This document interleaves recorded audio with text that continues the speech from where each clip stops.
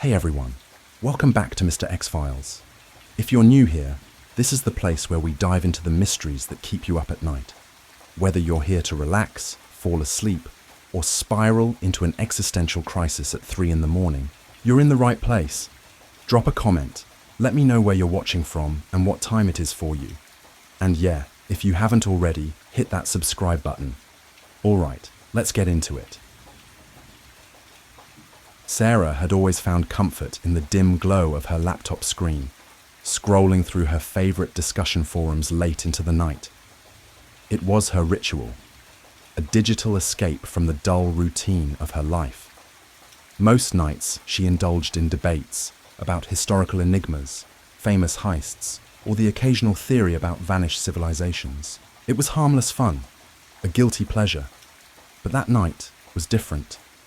She had been absent-mindedly scrolling when a thread caught her attention. Its title stood out, stark against the background. The Illuminati, hiding in plain sight. For a moment, she hesitated. She had heard the term before. Who hadn't? The Illuminati was a running joke in pop culture, whispered about in lyrics, referenced in memes, and ridiculed in late-night talk shows. It was the kind of thing you laughed off, dismissed as the ramblings of conspiracy theorists with too much time on their hands. And yet, something about the way this title was phrased made her pause. It wasn't sensationalized. It wasn't a joke. It felt like an invitation. No, a challenge. Curiosity prickling at the back of her neck, she clicked. The original post wasn't what she expected. There were no wild claims about reptilian overlords or secret blood sacrifices. Instead, it was measured, almost clinical. Written by a user named Truthseeker, it read more like a well-researched essay than a conspiracy rant. Sarah leaned closer. According to Truthseeker, the Illuminati wasn't some relic of the past, long buried in the 18th century. It was still here, still operating. Only now it moved in the shadows of politics, finance, entertainment, pulling strings where no one was looking. Sarah exhaled, skeptical but intrigued. It wasn't like she hadn't heard conspiracy theories before, but this one was different. The post was meticulously crafted, packed with references to obscure documents, photographs of cryptic architectural symbols, and carefully drawn connections between world leaders, corporations, and historical events. This wasn't a haphazard list of accusations.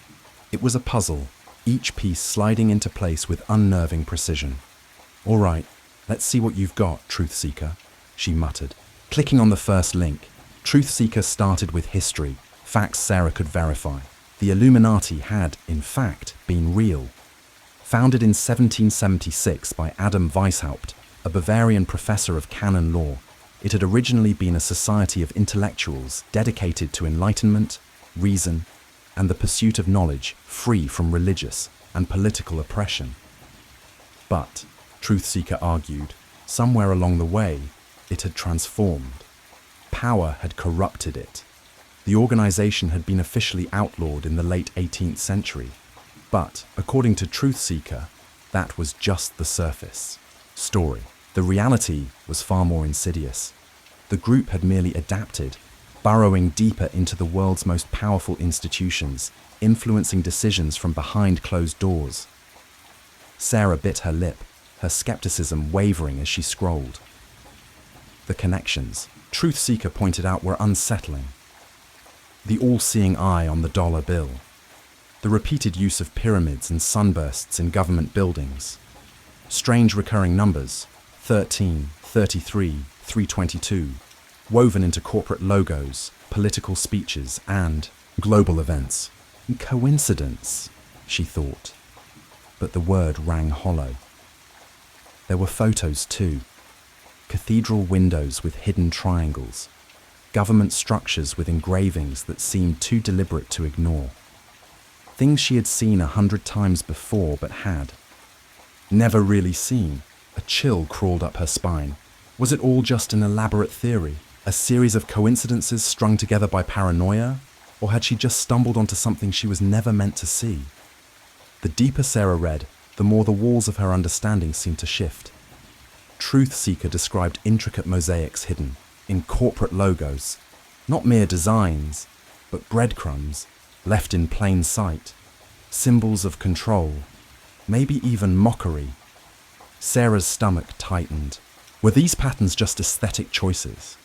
Or had she been blind to a secret language her whole life? She kept scrolling.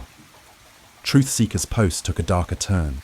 It wasn't just symbols, it was history. Wars, economic collapses, revolutions. When viewed through this lens, they weren't random. They were orchestrated. Sarah hesitated, rereading a paragraph. The same names, monarchs, billionaires, world leaders, surfaced again and again.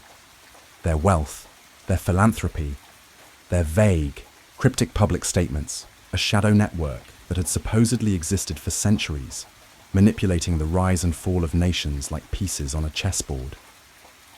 She exhaled sharply, shaking her head. This is insane. And yet, the final lines of Truth Seeker's post sent a shiver down her spine. The truth is hidden in plain sight. Don't dismiss the signs. Look closer. That night, sleep didn't come easily. Lying in bed, Sarah found herself staring at the ceiling, replaying moments from her own life. Had she ever noticed these symbols before? A strange logo on a building, an odd phrase in an interview. Had she always just dismissed them as nothing? She turned onto her side, eyes darting to the glow of her laptop screen. What if the world I think I know is a facade? The question wouldn't leave her alone. The next morning, she started with the basics. The Illuminati, as history recorded it, had been founded in Bavaria 1776 by a man named Adam Weishaupt, a professor of canon law and philosophy, disillusioned by religious dogma and authoritarian rule. His vision had been radical, a secret society of thinkers, promoting reason, science, and freedom.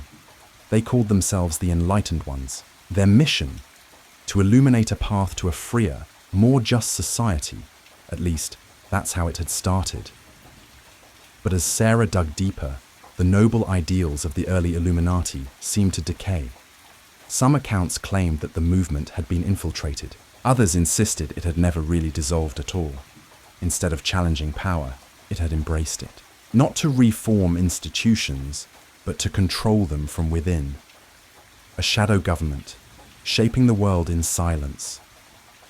Sarah swallowed hard, pushing her hair back. It was absurd. It had to be. But then came the patterns, the same symbols, the all-seeing eye, the pyramid, the number 13. They weren't just historical relics, they were everywhere. Sarah leaned in closer to the image on her screen, the US dollar bill. The eye atop an unfinished pyramid. The Latin inscription, Annuit Coeptis, Novus Ordo Seclorum, New Order of the Ages. She traced the words on the screen with her fingertip. Was it really just an artistic choice? Or was it a message? And it wasn't just government insignia. The symbols were woven into pop culture. They appeared in music videos, in the background of advertisements, in movie scenes that seemed too perfectly staged to be coincidence. A famous singer forming a triangle with their hands, a fleeting eye symbol in a corporate ad, a pyramid-shaped stage at a global awards show. Sarah's pulse quickened. At first, she had dismissed them as random design choices, but the more she found, the harder it became to ignore. And the consistency, it was too much. How could symbols so ancient appear again and again across different cultures, different media, different centuries? Her fingers hovered over the keyboard. What if it wasn't just a theory? What if these weren't coincidences but breadcrumbs, left behind for those willing to see? Sarah exhaled sharply. Maybe it was all paranoia. Maybe it was just her mind connecting dots that weren't there. But maybe she had just taken the first step into something she wasn't supposed to find. Sarah had never been one to put much stock in speculation or outright fabrication. She needed something real, something with historical weight. That's why she took her research offline, heading to the one place where information wasn't dictated by algorithms, the library. The scent of old paper and varnished wood greeted her as she stepped inside, a quiet refuge untouched by the frantic pace of the outside world. The walls, lined with books that had stood the test of time, seemed to whisper secrets from the past. Sarah wandered through the aisles, running her fingers over the spines of volumes on secret societies, conspiracy theories, and historical accounts of clandestine organizations. Most of what she found dismissed the Illuminati as myth, stories spun by overactive minds in a world addicted to the dramatic. But tucked away in the dusty corners of the collection, she unearthed something different. Older texts, writings that didn't read like modern paranoia, but like documentation. Fragmented, cryptic, but carrying the weight of truth. One particular book, its cover faded and curling at the edges, described candlelit meetings in hidden chambers where decisions were made that shaped the course of nations. Another referenced the use of symbols and coded messages, methods of communication that ensured their influence remained unseen. These accounts were scattered, mere glimpses into something larger, but there was an authenticity to them that made Sarah's stomach tighten. Then she found the letters. They were reprinted in one of the books, claiming to be correspondence between members of the Illuminati. The words sent a chill through her spine. The masses must not know. The time is near. The language was haunting in its simplicity. While their legitimacy was uncertain, they aligned too well with everything she had been uncovering. Sarah sat at a wooden table beneath the dim glow of the library lights, her fingers tracing the edge of the page. The Illuminati, a puppet master manipulating society, had always seemed too far-fetched. But now, the patterns, the symbols, the connections, could they really all be coincidences? She thought of the monuments she passed every day, the buildings she had never looked at twice. Were they marked? Had she missed something hidden in plain sight? She thought about the news, the music, the movies. Were they shaping her thoughts in ways she had never questioned? For the first time, Sarah felt a creeping certainty settle over her. Maybe she wasn't discovering the truth. Maybe she had been part of it all along, an unwitting pawn in a game she had never realized was being played. And if that were the case, who was writing the rules? Weeks passed, and her obsession deepened. She couldn't drive to work without scanning the logos on billboards, convinced that their designs held hidden meanings. A triangle in one advertisement. It was eerily similar to the pyramid on the dollar bill. Another featured an abstract symbol that, when tilted just right, formed an unmistakable eye. Coincidence or intentional? She couldn't tell anymore. Music videos, too, took on a new significance. One particular pop star, known for dramatic performances and provocative imagery, made sweeping hand gestures. Sarah rewound the footage, playing it frame by frame. There, symbols embedded in the background, a flickering triangle appearing for only a split second, lyrics that echoed the same messages she had been reading about. It's all connected. Even casual conversations began to feel off. During coffee with her best friend, a passing remark made her tense up. "Everything feels so orchestrated lately," her friend mused, stirring her drink absent-mindedly. Months ago, Sarah would have laughed. Now? The comment felt loaded. Was it a casual observation or something more? Did her friend know? Was this a warning, or worse? Was she being watched? The message came late one night. Sarah had been at her desk, bleary-eyed, scrolling through obscure forums when her phone vibrated against the wood. The screen lit up. An unknown number. 4 words. "You're looking too closely." Her breath caught. A prickle of cold spread across her skin. She stared at the message, heart hammering. No name, no context, just that. She locked her phone and set it face down, pulse thudding in her ears. The apartment suddenly felt suffocating, the walls too close, the silence too heavy. Her eyes darted to the window. The street below was empty, bathed in flickering yellow light. But the feeling remained. Someone knew. Someone was watching, poring over her notes, cross-referencing obscure, historical texts and digging through layers of encrypted forums that promised to hold the truth. She barely slept. When she did, it was restless. Her mind trapped in a loop of cryptic messages and shadowy figures lurking just out of sight. The paranoia had settled into her bones now, no longer a fleeting sensation, but a constant gnawing presence. She began, double-checking her locks before bed, glancing over her shoulder when walking to her car. The rational part of her tried to dismiss it as stress, as the inevitable side effect of diving too deep into conspiracy theories. But then, how did she explain the message? You're asking the right questions. Be careful. Someone knew what she was looking for. Someone was watching. It had been a quiet evening, one where the world outside felt unnervingly still, as though it were holding its breath. Sarah sat curled on her couch, scrolling through her phone, the TV muted in the background. Her living room was dim, lit only by the soft glow of her screen, casting long, shifting shadows on the walls. She wasn't searching for anything specific, just flipping through news headlines, mindlessly checking updates from her usual forums. Then, without warning, her phone vibrated in her hand. A message. Her brows furrowed as she tapped the notification. The sender was an unknown number. Her first instinct was to dismiss it as spam, until she read the words. You're asking the right questions. Be careful.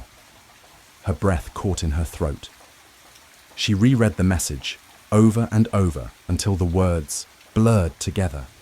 A chill crawled up her spine. Slowly, she lifted her gaze from the screen, her eyes flicking toward the window. The blinds were drawn, but suddenly she felt exposed, like someone was out there, watching. Forcing herself to move, she stood and approached the curtains, hesitating for just a moment before parting them slightly. The street outside was quiet, bathed in the dull amber glow of the streetlights. A single car sat parked across the road, its windows dark, impenetrable. She squinted, waiting to see if there was movement inside, but the vehicle remained eerily still.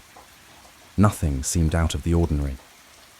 And yet, she couldn't shake the feeling that something was very, very wrong. She sat back down, gripping her phone tightly. Who had sent the message?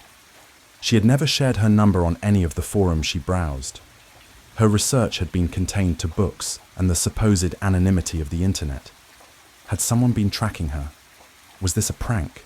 Or was it a warning? Her thumb hovered over the keyboard. For a moment, she considered replying. But something stopped her. If they knew about her research, then they knew about her. What if responding only made things worse? What if it confirmed to them that she was aware, that she was scared?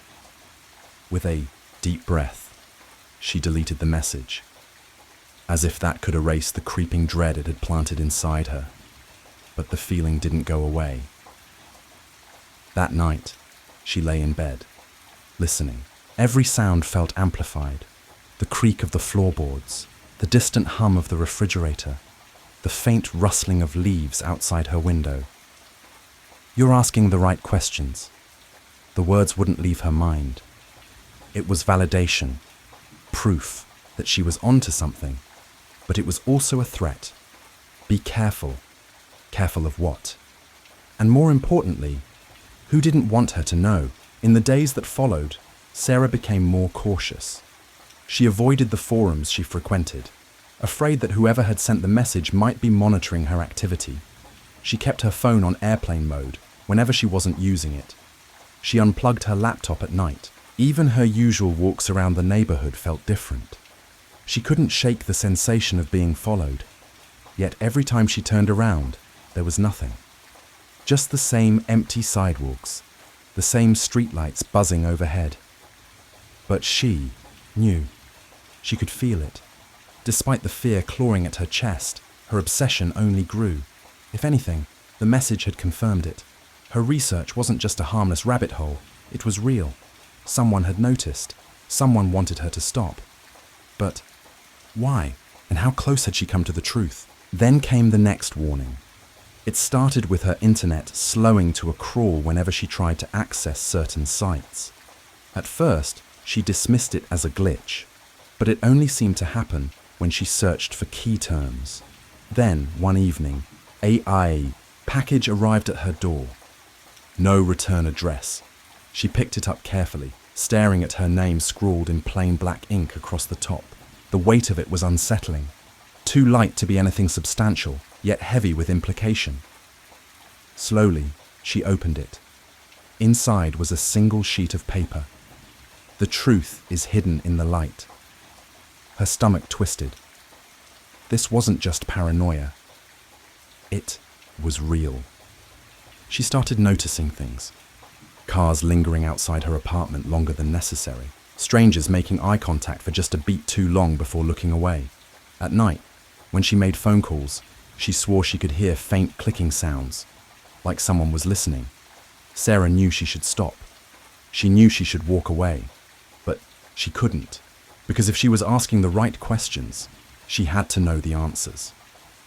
Sarah had been poring over old documents for weeks, searching for connections, anything that could explain the strange, creeping sense that something wasn't right, and slowly, a narrative began to emerge.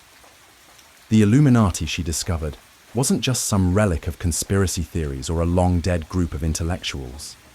According to the patterns she was seeing, it was something far more insidious, an intricate web of influence that had stretched across centuries. It wasn't about merely controlling governments or manipulating economies. It was about shaping reality itself.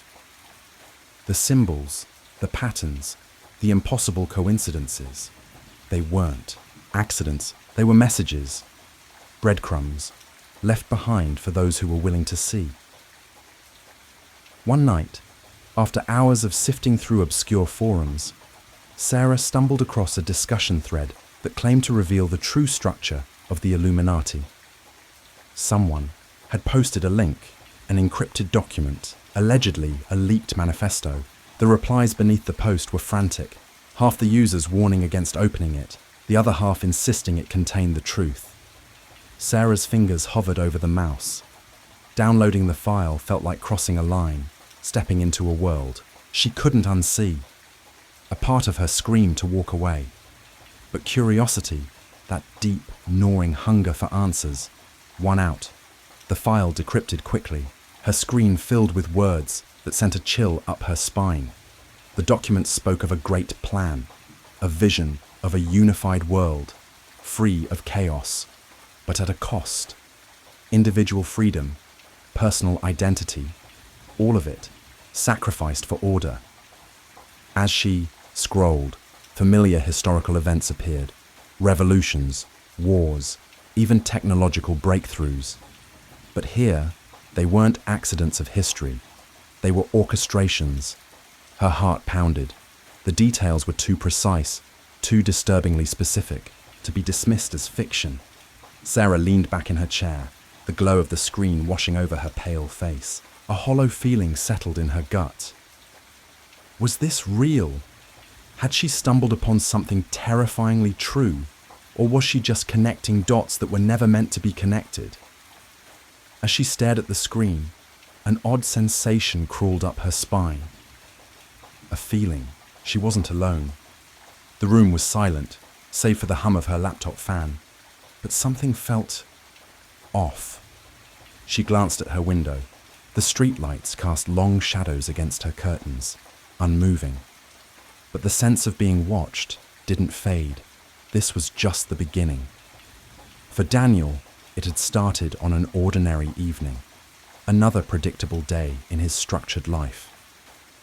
Morning, meetings, afternoon troubleshooting, and now his favorite escape, hours spent gaming in front of his monitor. But tonight felt different. As he leaned back in his chair, stretching, he stumbled across an old theory he'd heard before, but never really considered: the simulation hypothesis. At first, he smirked. The idea wasn't new. Philosophers, scientists, even tech billionaires had debated it for years. The premise was simple but unsettling. What if reality wasn't real? What if everything, the sky, the people, his own memories, was part of a hyper-advanced computer simulation? Usually, he dismissed these ideas as sci-fi nonsense. But something about tonight made him linger. He clicked on one link, then another. Hours passed in a blur. Articles, forum discussions, even academic papers, each argument more compelling than the last. Elon Musk had once said it. Nick Bostrom had argued it. If humanity ever advanced enough to create simulations indistinguishable from reality, then, statistically, the odds were overwhelming. We were already inside one. Daniel's smirk faded. The logic was airtight. At first, he laughed it off. But as the days passed, the idea dug its claws into him. He started noticing things, strange things, memories that felt wrong. A childhood friend he could remember so vividly one day would become a distant blur the next. Little patterns in life that seemed too perfect, too staged. Coincidences that didn't feel like coincidences at all. It was like peeling back a layer of reality he was never supposed to touch. Then one night, he decided to test it. He wasn't sure what he was expecting. Maybe a glitch, maybe nothing. But something inside him whispered that if he looked close enough, the truth would show itself. And once seen, it couldn't be unseen. Daniel sat hunched over his desk, the glow of his monitor reflecting in his tired eyes.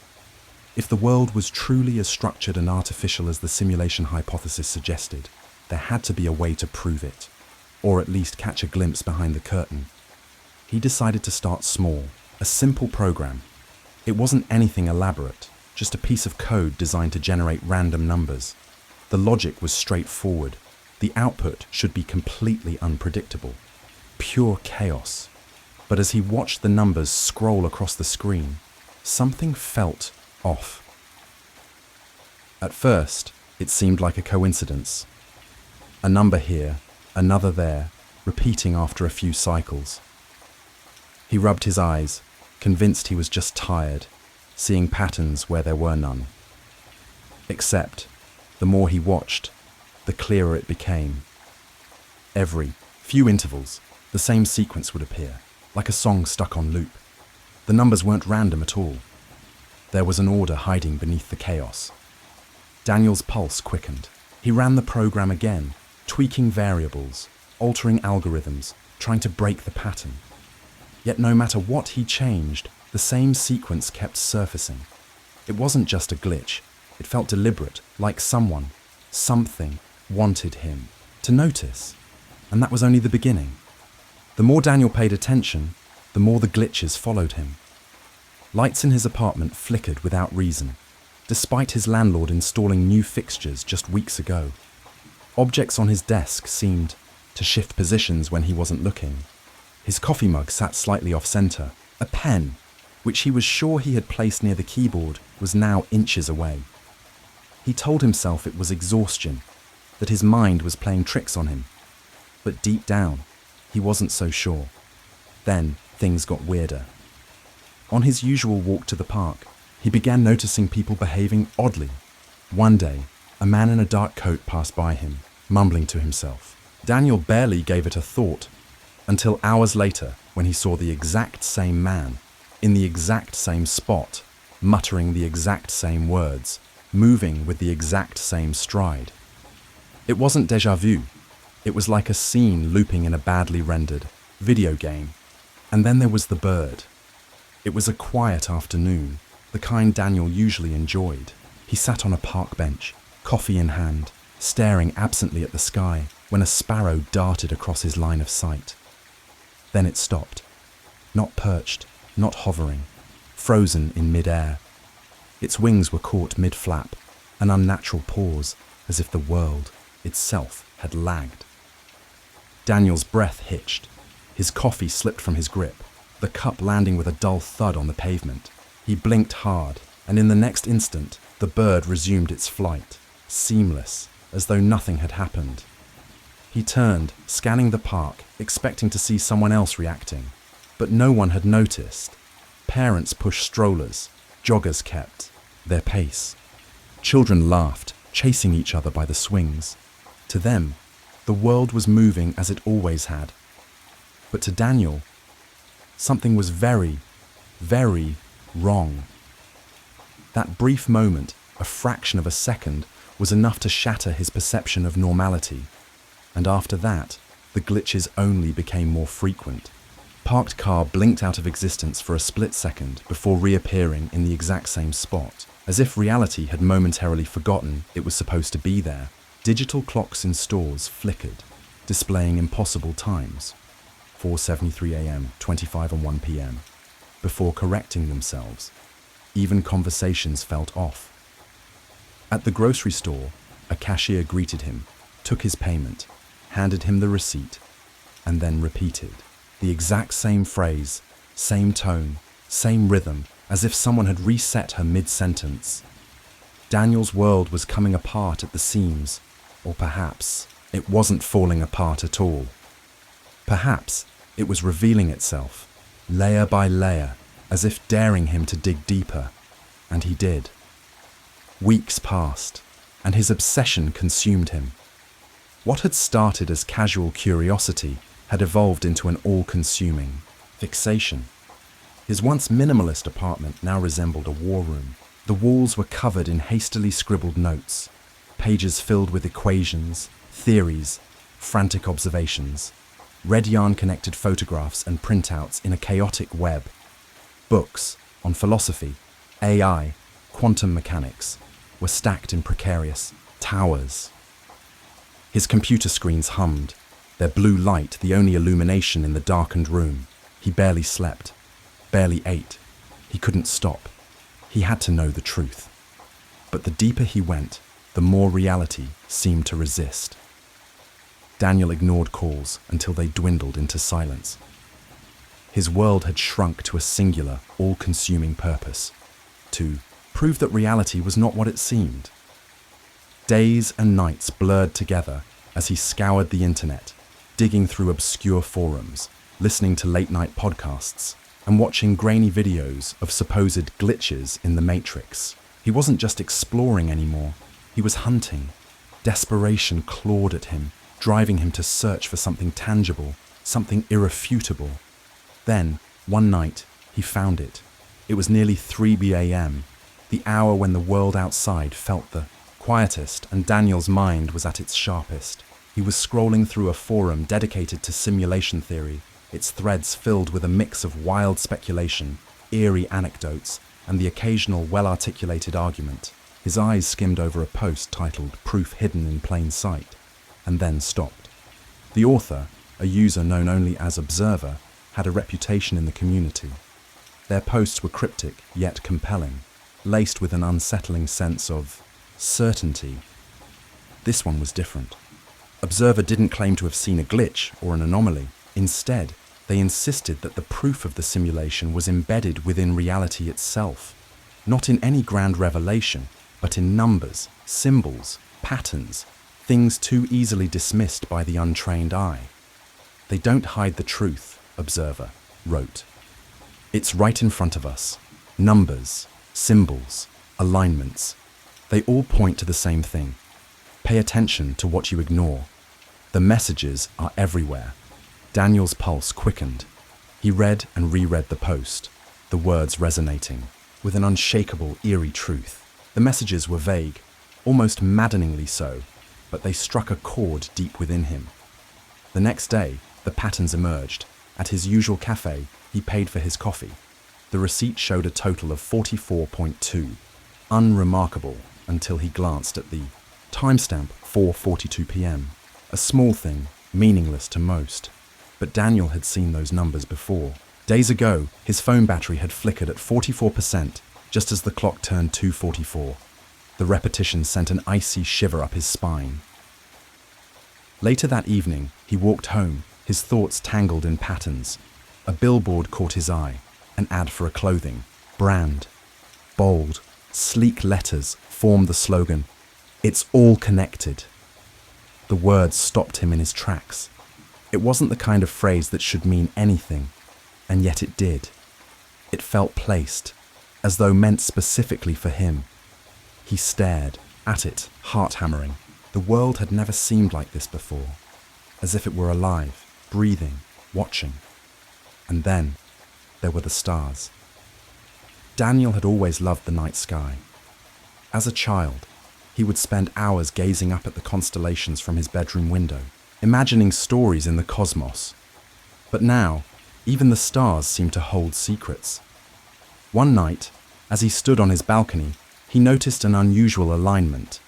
3 stars, brighter than the others, forming a perfect triangle. He checked his charts. This wasn't a recognized constellation, and yet it felt deliberate, a signature left by the architects of his reality. The deeper he looked, the more he found. Numbers on receipts repeated with unsettling precision. Advertisements echoed his thoughts. Snippets of conversation overheard on the subway felt too perfectly timed, too personal to be coincidence. The world around him was becoming a puzzle, a code begging to be deciphered. But for every clue Daniel uncovered, a new question arose. Were these patterns real? Or was his mind playing tricks on him? If the messages were intentional, who or what was leaving them? And more terrifyingly, why?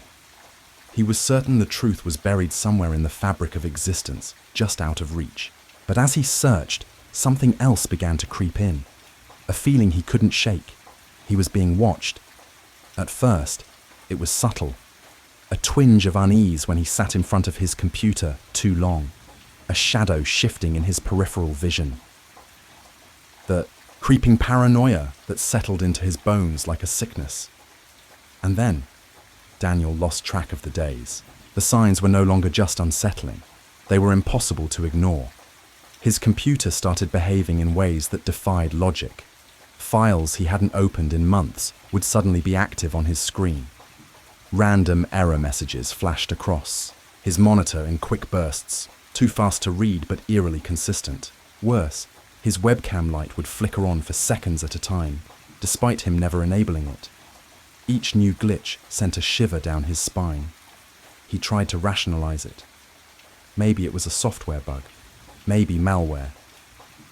He ran security scans, reinstalled his operating system, even bought a new webcam entirely. But nothing changed. If anything, the anomalies became more frequent, and with each one, the sensation of being watched deepened, like something unseen was scrutinizing his every move. Then came the night everything changed. It was late, well past midnight. The city outside was quiet, its distant hum barely audible over the soft whir of his computer fan. Daniel sat hunched at his desk, eyes scanning another obscure forum thread, his vision blurring from exhaustion. Then, without warning, the screen went black. His fingers froze mid-typing. The room plunged into an unnatural silence. Even the faint buzz of his desk lamp seemed to fade away. And then white text flickered onto the dark screen. Simple, chilling. "You're getting close." Daniel's breath caught in his throat. His pulse thundered in his ears as he leaned forward, his face illuminated by the eerie glow of the words. His hands trembled as he reached for the keyboard, tried to type something, anything, but his keys were unresponsive. The message lingered for several moments. Then, just as suddenly as it appeared, it vanished. The screen remained blank. Daniel sat back in his chair, every nerve in his body screaming. Was this a prank? A hack? Or something worse? The idea that this was somehow a response to his relentless search into simulation theory sent a cold chill through his veins. The message felt deliberate, personal, as if whoever or whatever had sent it was watching him right now. In the days that followed, his world began to feel wrong. Conversations with people took on a strange quality. Friends, co-workers, even complete strangers spoke in clipped, almost mechanical tones. Words were repeated with eerie precision. The cashier at the grocery store told him, "Have a nice day," in the exact same cadence 3 separate times, as if reading from a script. The world itself seemed to falter. The clouds rarely moved, hanging in place like painted props. Sunsets were too perfect, colors bleeding into one another with an almost artificial vibrancy. The air carried an oppressive weight, thick with an invisible tension that made his every breath feel heavy. Then, one fateful night, it happened. Daniel sat at his desk, staring at the blinking cursor on his screen. He had been trying, failing, to put his thoughts into words, to make sense of the increasingly surreal events unfolding around him. But his mind was a whirlwind, and the words refused to come. The lights flickered. Then, darkness. The hum of his computer died, his apartment swallowed by an almost unnatural silence. Daniel didn't move, his eyes strained against the blackness. At first, he thought it was a simple power outage, a mundane inconvenience. But then, in the far corner of the room, a glow. Faint at first. Not the warm flicker of a candle, nor the cold blue of an LED. It was something else entirely. Alive, shifting, pulsing with an unnatural rhythm. The glow intensified. Colors bled into each other. Electric blues, deep reds, an eerie green that shimmered like liquid metal. Daniel's breath hitched. Slowly, cautiously, he stood. Within the glow, something moved. Lines, patterns, symbols. They cascaded like flowing water, shifting and rearranging in fractal precision. Numbers danced, alien, unintelligible, yet carrying an overwhelming sense of meaning. They were too fast to read, but their presence was undeniable. Daniel's stomach twisted. It was as if a veil had been lifted. The intricate machinery beneath reality itself had been exposed, the code holding everything together bleeding through the cracks. And for the first time, Daniel felt a terrifying certainty. He wasn't supposed to see this. This was the truth he had been searching for. Or was it? Daniel's breath hitched. Was he staring at the raw code of reality itself? Or was his mind playing cruel tricks on him, weaving hallucinations from the tangled threads of his obsession? His fingers trembled as he reached out, compelled by a volatile mix of terror and curiosity. The glow pulsed before him, almost alive, a thing beyond comprehension. The moment his fingertips brushed its surface, a violent surge of energy ripped through, his body searing through his nerves like a live wire. A strangled gasp tore from his throat, his vision fractured. Images, flashes of his life, rushed through his mind like a film reel unraveling at high speed. He saw himself as a child, laughing in a sunlit park. But something felt wrong. The scene was off, like an old VHS tape, with warped sound and distorted frames. Then came the faces. Some he recognized, his mother, his childhood friend. But others were strangers, frozen in time, staring at him as if they knew him intimately, as if they had been waiting. And then, the most horrifying image of all, himself, but not as a person, not of flesh and blood. He saw himself as a sequence of data, a cascade of ones and zeros stretching into infinity. The experience lasted mere seconds. But when the glow flickered out, leaving the room swallowed in darkness, Daniel collapsed into his chair, his body trembling violently. His heart pounded against his ribs. His breath came in ragged gasps.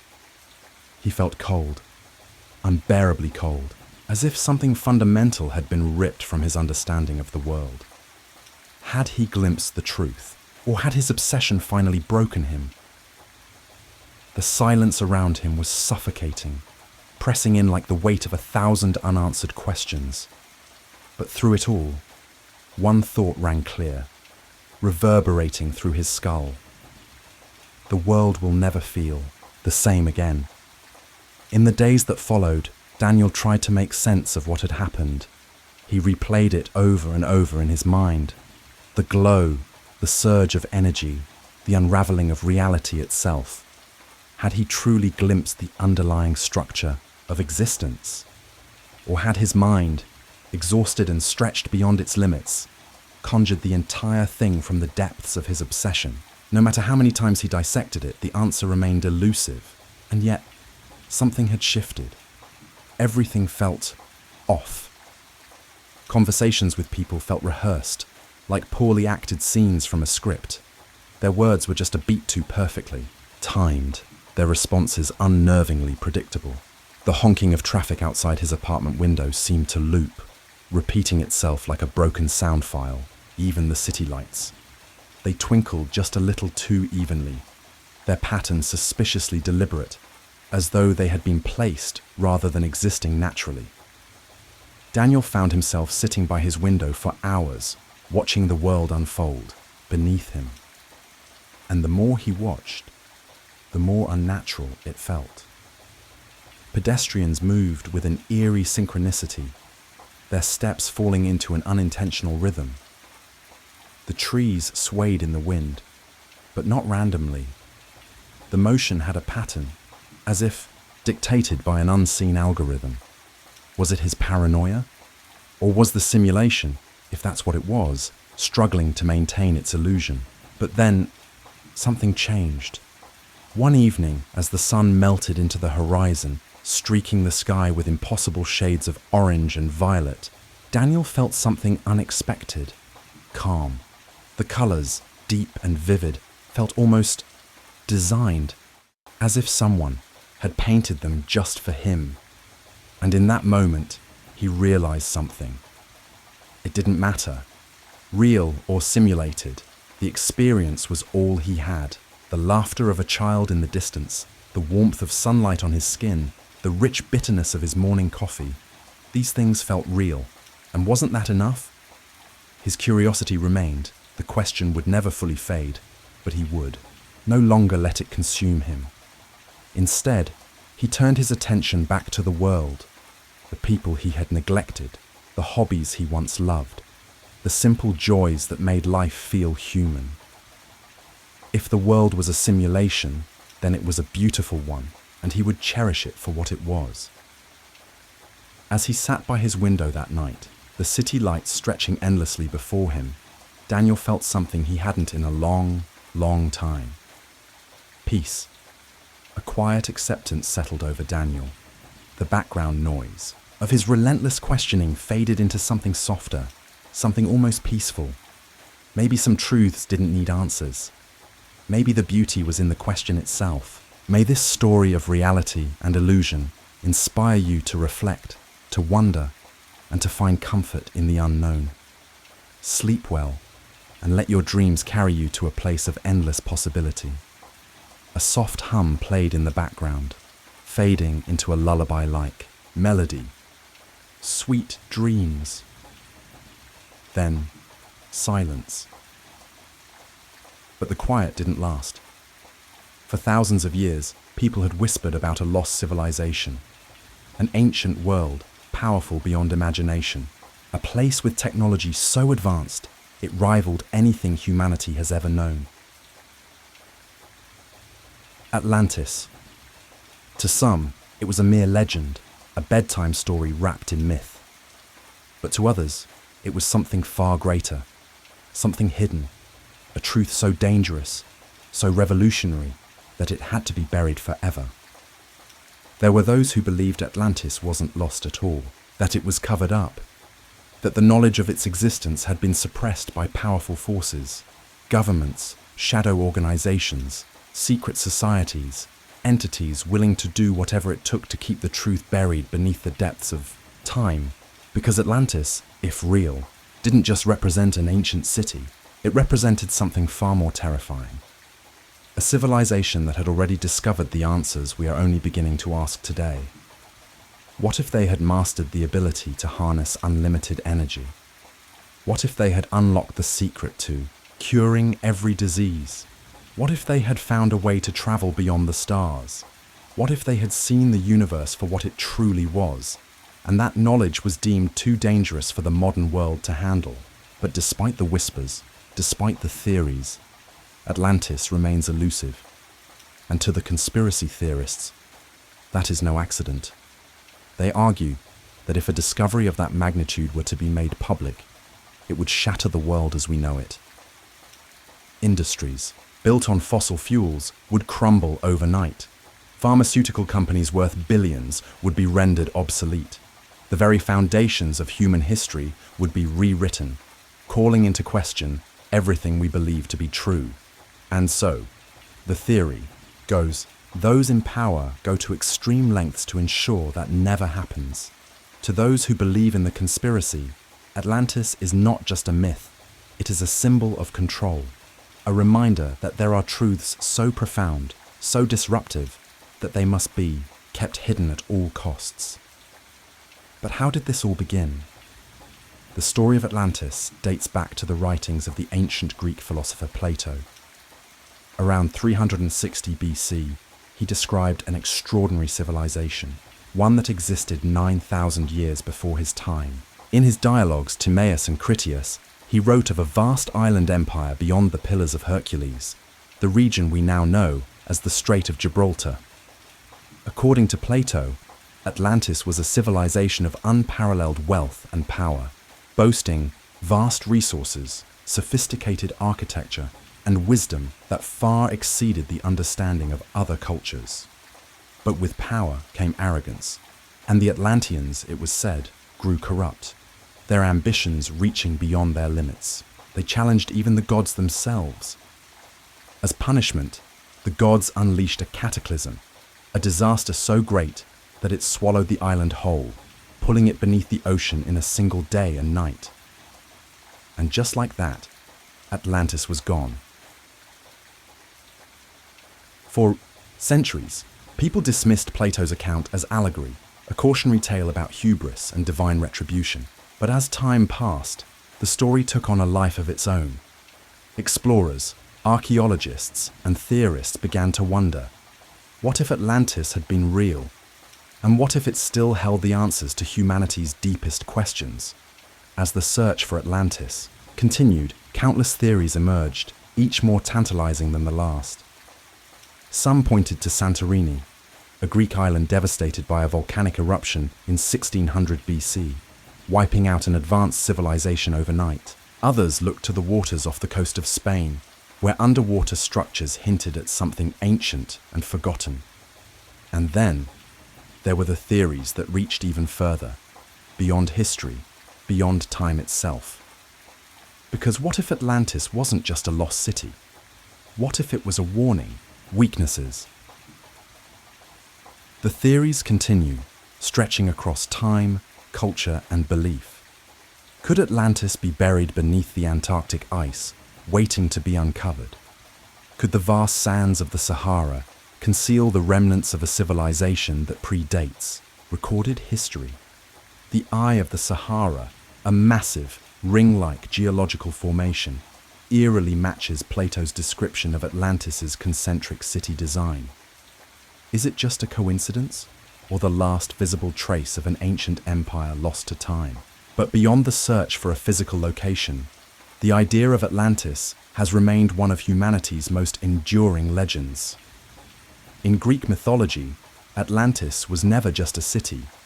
It was a symbol, a tale of ambition, power, and the inevitable downfall that comes with forgetting one's place in the natural order. Plato's account of Atlantis wasn't meant to be a historical record. It was a warning, a lesson on hubris. According to the legend, Atlantis was a land blessed by the gods, particularly Poseidon, god of the sea. It was said that Poseidon himself created the island for his mortal wife, Cleito. Together, they had 10 sons, 5 sets, of twins, who became the kings of Atlantis, ruling over 10 powerful kingdoms. For generations, the Atlanteans thrived, living in harmony with nature, guided by wisdom and virtue. What if they had found a way to travel beyond the stars? What if they had seen the universe for what it truly was, and that knowledge was deemed too dangerous for the modern world to handle? But despite the whispers, despite the theories, Atlantis remains elusive. And to the conspiracy theorists, that is no accident. They argue that if a discovery of that magnitude were to be made public, it would shatter the world as we know it. Industries built on fossil fuels would crumble overnight. Pharmaceutical companies worth billions would be rendered obsolete. The very foundations of human history would be rewritten, calling into question everything we believe to be true. And so, the theory goes, those in power go to extreme lengths to ensure that never happens. To those who believe in the conspiracy, Atlantis is not just a myth, it is a symbol of control. A reminder that there are truths so profound, so disruptive, that they must be kept hidden at all costs. But how did this all begin? The story of Atlantis dates back to the writings of the ancient Greek philosopher Plato. Around 360 BC, he described an extraordinary civilization, one that existed 9,000 years before his time. In his dialogues, Timaeus and Critias, he wrote of a vast island empire beyond the Pillars of Hercules, the region we now know as the Strait of Gibraltar. According to Plato, Atlantis was a civilization of unparalleled wealth and power, boasting vast resources, sophisticated architecture, and wisdom that far exceeded the understanding of other cultures. But with power came arrogance, and the Atlanteans, it was said, grew corrupt, their ambitions reaching beyond their limits. They challenged even the gods themselves. As punishment, the gods unleashed a cataclysm, a disaster so great that it swallowed the island whole, pulling it beneath the ocean in a single day and night. And just like that, Atlantis was gone. For centuries, people dismissed Plato's account as allegory, a cautionary tale about hubris and divine retribution. But as time passed, the story took on a life of its own. Explorers, archaeologists, and theorists began to wonder, what if Atlantis had been real? And what if it still held the answers to humanity's deepest questions? As the search for Atlantis continued, countless theories emerged, each more tantalizing than the last. Some pointed to Santorini, a Greek island devastated by a volcanic eruption in 1600 BC, wiping out an advanced civilization overnight. Others looked to the waters off the coast of Spain, where underwater structures hinted at something ancient and forgotten. And then, there were the theories that reached even further, beyond history, beyond time itself. Because what if Atlantis wasn't just a lost city? What if it was a warning? Weaknesses. The theories continue, stretching across time, culture, and belief. Could Atlantis be buried beneath the Antarctic ice, waiting to be uncovered? Could the vast sands of the Sahara conceal the remnants of a civilization that predates recorded history? The Eye of the Sahara, a massive, ring-like geological formation, eerily matches Plato's description of Atlantis's concentric city design. Is it just a coincidence, or the last visible trace of an ancient empire lost to time? But beyond the search for a physical location, the idea of Atlantis has remained one of humanity's most enduring legends. In Greek mythology, Atlantis was never just a city, it was a symbol, a tale of ambition, power, and the inevitable downfall that comes with forgetting one's place in the natural order. Plato's account of Atlantis wasn't meant to be a historical record. It was a warning, a lesson on hubris. According to the legend, Atlantis was a land blessed by the gods, particularly Poseidon, god of the sea. It was said that Poseidon himself created the island for his mortal wife, Cleito. Together they had 10 sons, 5 sets of twins, who became the kings of Atlantis, ruling over 10 powerful kingdoms. For generations, the Atlanteans thrived, living in harmony with nature, guided by wisdom and virtue. They built magnificent temples, harnessed advanced technologies, and cultivated knowledge that surpassed any civilization that followed. But prosperity breeds complacency, and power, unchecked, leads to corruption. As the centuries passed, the Atlanteans grew arrogant. They abandoned their devotion to the gods, replacing reverence with greed. Their leaders, once wise and just, became consumed by a thirst for domination, seeking to expand their empire beyond the seas. That was their mistake. Zeus, king of the gods, watched as Atlantis strayed further from its divine origins. The Atlanteans, once blessed, had become lost, and so he called forth a council of gods to decide their fate. In a single fateful night, the sentence was carried out. Earthquakes ripped through the land. Towering waves swallowed entire cities. Fire and water raged, consuming Atlantis until nothing remained but the endless, unbroken ocean. The world woke up the next morning to find Atlantis had vanished, erased as if it had never existed at all. A paradise lost. But while the city itself may have disappeared beneath the waves, its legend persisted, passed down through generations, whispered in myths, and echoed in the stories of civilizations across the world. Some historians suggest that Atlantis wasn't just a singular myth, but a reflection of older stories, tales of lost civilizations, great floods, and divine retribution that appear in cultures spanning continents. In Mesopotamian history, the Epic of Gilgamesh tells of a great flood, eerily similar to the biblical account of Noah's Ark. Hindu mythology speaks of Dwarka, an ancient godly city said to have been swallowed by the sea. In every corner of the world, stories of a lost golden age exist, civilizations that reached unimaginable heights, only to be wiped away, leaving nothing behind but fragments of memory.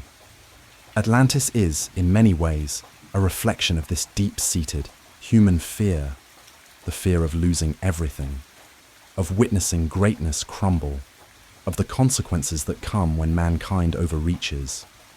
Yet Atlantis is also something else, a hope, a vision of a time when humanity was more enlightened, more advanced, closer to the gods. Some believe that Atlantis wasn't just technologically superior, but spiritually evolved. The Atlanteans, according to mystical traditions, had unlocked secrets of the mind and soul that we can scarcely comprehend today. They were said to possess abilities beyond our understanding: telepathic communication, energy manipulation, even the ability to transcend physical existence. Some accounts claim the Atlanteans had discovered the key to immortality itself, existing in a state of enlightenment we have long since forgotten. If Atlantis truly existed, then its destruction was not just the fall of a city, but the fall of an entire way of being, a level of understanding that we, as a civilization, have yet to reclaim. In the modern world, Atlantis has become a symbol of lost potential, a utopia that once was, a warning of what could be again, a mystery waiting to be solved, and perhaps the most haunting question of all: what if it was never lost? What if it was merely hidden? The legend of Atlantis is more than just an ancient myth. It's a paradox, a paradise lost wrapped in a cautionary tale. It speaks of power and arrogance, of a civilization that climbed too high only to collapse under the weight of its own hubris. But what keeps the story alive isn't just the mystery of where Atlantis might have been, it's the question of what might still be hidden there. Some believe Atlantis was more than an advanced city. They claim it possessed knowledge and technology so far ahead of its time that even today it would be considered revolutionary. Theories range from the outlandish to the unnervingly plausible. They say the Atlanteans discovered a boundless energy source, harnessed through enormous crystals that pulsed with raw power, lighting up the city and fueling machines beyond our comprehension.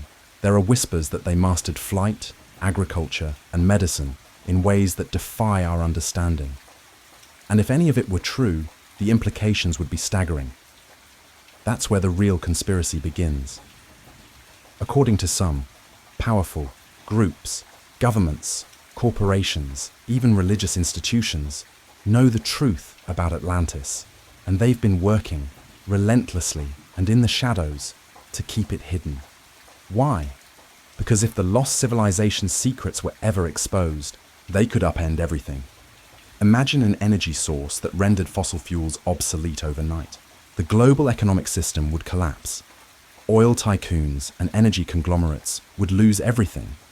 The balance of power would shift in ways we can't even predict. And that's just one theory.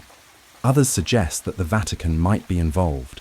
After all, the Church has locked away countless ancient texts and artifacts over the centuries, many of which remain hidden from the public. What if some of those documents contained records of Atlantis, its history, its downfall, maybe even instructions on how to access its forbidden knowledge? If such information surfaced, it would challenge everything we know about human history. It might even suggest that civilization is far older and more advanced than we've ever believed. Or perhaps the truth is even more unsettling. There's a theory, one that sounds like science fiction until you start connecting the dots. It suggests that the Atlanteans weren't just an advanced society. They were something else entirely. Some believe they had contact with extraterrestrial beings. Others go further, whispering that the Atlanteans themselves were not of this world. Ancient myths from cultures across the globe speak of gods descending from the sky, bestowing wisdom upon humanity. What if those gods were visitors from beyond our planet? If that were true, then Atlantis wasn't just a lost city. It was a bridge, a link between humanity and something far greater, something we were never meant to uncover. And yet, every time someone gets close to the truth, something happens. Expeditions lose funding. Documents vanish. Independent researchers suddenly find themselves entangled in lawsuits, their reputations destroyed. Some claim they've been followed, threatened. A few have even disappeared. Coincidence? Or something more deliberate? To the skeptics, it's paranoia. To the believers, it's proof. Whatever the truth may be, one thing is certain. Atlantis isn't just an ancient legend. It's a question, a challenge, a warning, and maybe, just maybe, the reason we haven't found it is because we were never meant to. The search for Atlantis has never been more relentless. Modern technology, satellite imaging, underwater drones, and ground-penetrating radar is peeling back the layers of Earth's hidden landscapes. Every day, new discoveries emerge. Strange formations on the ocean floor, unexplained anomalies beneath the waves. Some claim these could be the remnants of Atlantis. Others dismiss them as nothing more than natural rock formations. But with every unanswered question, the mystery deepens. Was Atlantis a real place? A civilization so advanced it vanished overnight, taking its secrets with it? Or was it simply a parable? Plato's warning against the dangers of unchecked ambition. For conspiracy theorists, Atlantis is more than just an old myth. It's a chapter of human history that was deliberately erased. And the fact that we haven't found it yet doesn't deter them. If anything, it strengthens their belief that someone, somewhere, wants to keep it hidden. Atlantis is more than a lost city. It's a symbol, a whisper of something greater. It fuels our obsession with lost knowledge, forgotten power, and the tantalizing idea that humanity once held the key to something beyond comprehension. What if Atlantis was more than just an advanced civilization? What if it was a blueprint, a glimpse into what we could have been? Some believe that if its secrets were unearthed, they could change the course of history. Imagine technology capable of producing limitless energy, medical breakthroughs that could extend human life, or scientific principles that defy everything we know. There are those who speculate that Atlantis's wisdom is tied to quantum mechanics, alternative energy, even time itself. The idea isn't just fascinating, it's dangerous. And perhaps that's why some say the truth is being buried. For decades, promising discoveries have vanished. Expeditions have lost funding without explanation. Documents have disappeared. Independent researchers have been silenced. Believers argue this isn't coincidence, it's a cover-up.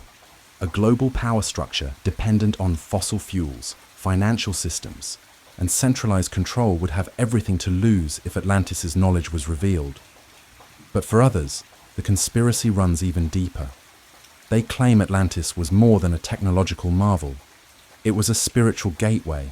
The Atlanteans, they say, had access to something beyond human comprehension. Higher consciousness, celestial contact, a bridge between humanity and the divine. If true, It would mean that Atlantis didn't just possess scientific advancements. It held the key to something far greater. But if that's the case, what really happened to it? Was it lost to natural disaster? Or was it deliberately erased, wiped from history because its knowledge was too dangerous to exist? For those who believe, rediscovering Atlantis isn't just about proving it was real. It's about reclaiming something that was stolen, a lost enlightenment, a forgotten future. And yet, the deeper we search, the more elusive Atlantis becomes. Will sonar scans and satellite imagery finally expose its ruins beneath the waves? Or will Atlantis remain just out of reach, swallowed by time and the weight of millennia? Perhaps that's why the legend endures, because it isn't just a mystery, it's a question, a challenge, a dream of what was and what could still be, tantalizingly out of reach. That's what Atlantis had always been, a legend just beyond humanity's grasp, and as long as it remained unfound, its mystery would endure. A story of both boundless human aspiration and the ruin that comes with unchecked ambition. Maybe Atlantis did lie beneath the waves. Maybe it was nothing more than a myth. But one thing was certain. So long as people believed in its secrets, the hunt would never end. Ethan couldn't remember a time when he didn't feel like an outsider. Growing up, he was always the quiet one. The kid in the corner of the classroom, eyes lost in the pages of a book or staring out the window, wondering if there was something more. His friends lived for parties, late-night drives, and neatly planned futures. Ethan, on the other hand, felt only an unsettling emptiness, like a missing piece he couldn't name. It wasn't loneliness, exactly. It was something deeper, a feeling that he was standing on the edge of something vast, something just beyond his understanding. And worse, that one day he might stumble into it. His life was ordinary, perhaps too ordinary, and sometimes that was the scariest thing of all. Ethan spent his free time chasing the unexplained, urban legends, internet mysteries, stories of things that shouldn't exist but just might. The backrooms fascinated him the most. He first read about it late one night on a forum buried deep in the web. The post had a simple, chilling title: "If you're not careful, you might slip between the cracks and into the backrooms." The concept was terrifying in its simplicity. An accidental step in the wrong place, and you'd fall into an endless maze of yellowed rooms, where time twisted and something unseen lurked in the distance. A hidden dimension, a place where people disappeared. The thought left a chill lingering in his bones long after he shut his laptop. To some, it was just another internet horror story. But to Ethan, it felt different. It felt possible, a secret layer of reality just beneath the surface, waiting for the right or wrong person to find it. And sometimes he dreamed about it. His fascination grew into quiet obsession. He devoured every theory, every supposed first-hand account, from people who claimed to have glimpsed it. He started seeking it in small ways, wandering abandoned buildings, roaming his university's empty halls late at night, chasing that fleeting sense of something just out of reach. It became a ritual, an unspoken challenge, a strange comfort. And then, one day, he found it. It was a normal Thursday. Ethan was exhausted, leaving the library after a late-night study session. His head ached from staring at his laptop screen for too long. His thoughts were sluggish as he stepped into the elevator, pressing the button for the ground floor. He leaned back, eyes shut for just a second. Then, a violent jolt. The elevator stopped. A shock rippled through his body as he snapped upright. No movement, no sound, no flashing numbers to indicate what floor he was on. Just stillness. And then he saw the light. A sickly yellow glow seeped through the thin gap in the elevator doors. His stomach tightened. That color. Frowning, he pressed the open button. The doors shuddered, then creaked apart, revealing a room. Not the parking lot. Not even the familiar dim hallways of his university. Just an empty, lifeless space.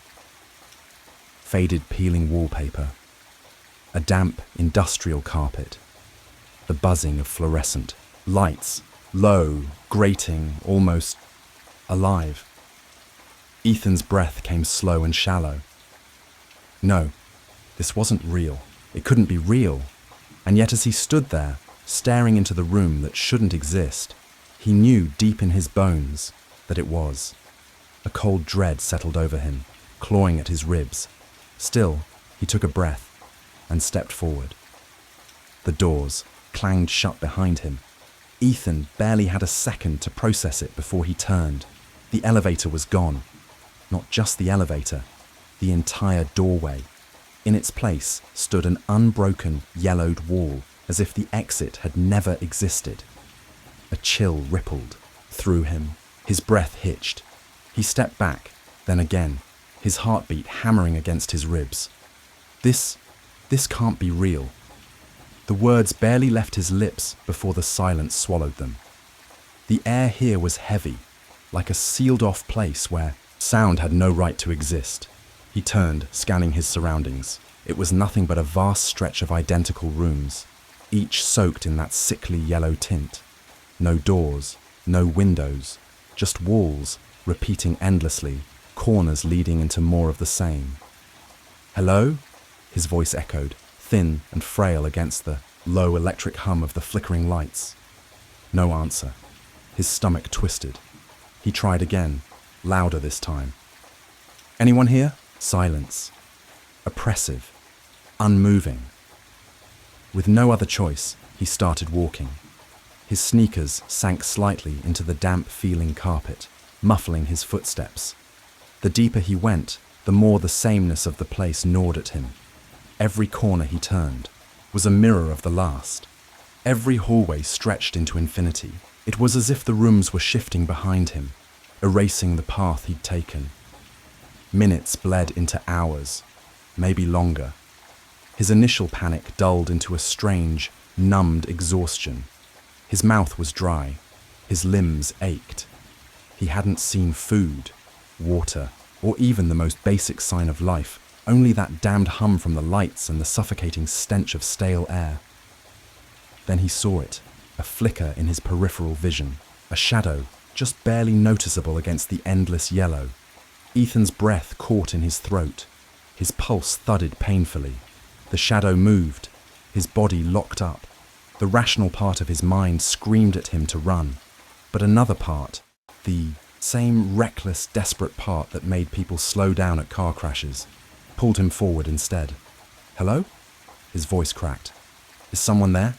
Silence. Then, a shift. A blur. The shadow slipped around a corner before he could get a proper look.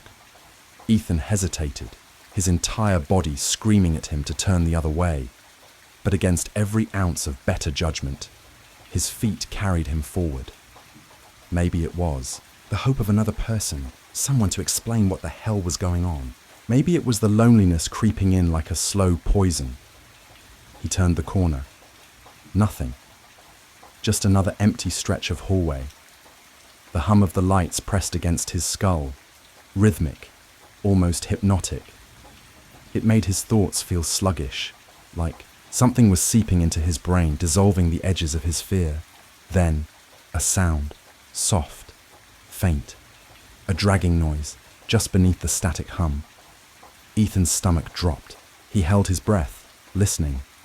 The sound grew louder, closer.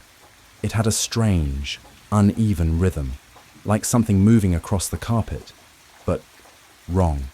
As if it didn't have the right number of limbs, a metallic taste flooded his mouth. His body, locked in place as something rounded the corner ahead. At first, his brain refused to understand what he was seeing. Tall, too tall. Its limbs, unnaturally stretched, as if its body had been pulled and warped into something vaguely human, but off. Its skin was sickly pale, almost translucent, veins visible beneath the surface like hairline cracks in porcelain. But its face, God, its face, was the worst part. 2 hollow sockets where eyes should have been. A mouth stretched too wide, filled with jagged, needle-like teeth, locked in a grotesque, permanent grin.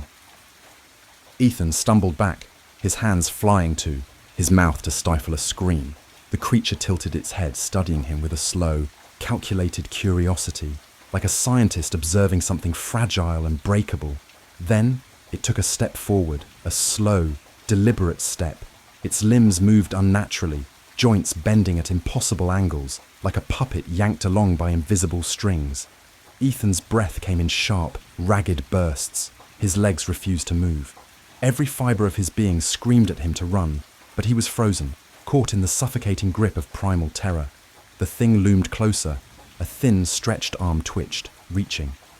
That was enough to shatter the paralysis. Ethan turned and bolted.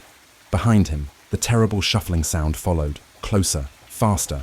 His heartbeat pounded in his ears, drowning out the humming lights.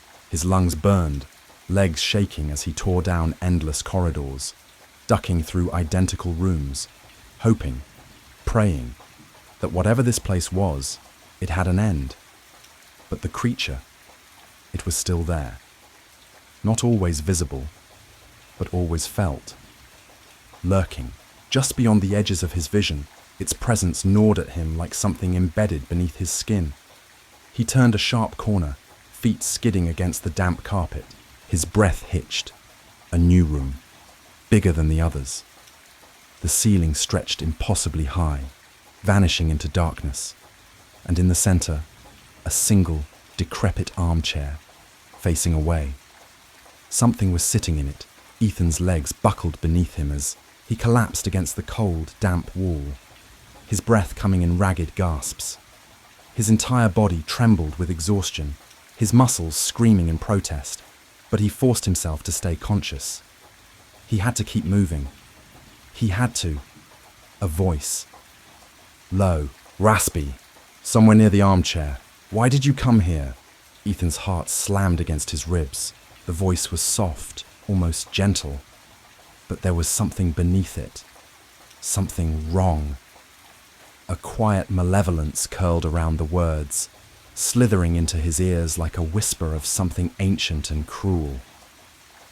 I don't know how I got here," Ethan stammered, barely managing the words.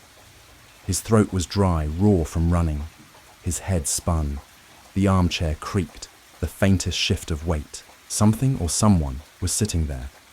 Yet, the shadows swallowed the figure whole.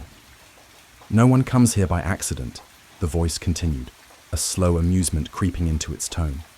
"You wanted to be here. You belong here now." Ethan's breath hitched. He shook his head, his pulse hammering. "No, I don't belong here. I didn't mean to." The chair creaked again. A presence, impossible to see but impossible to ignore, loomed over him. The silence thickened, pressing against him, suffocating. Even the walls seemed to lean closer, listening. "You belong here now," the voice murmured. And this time, there was something disturbingly warm about it, like a mother comforting a frightened child.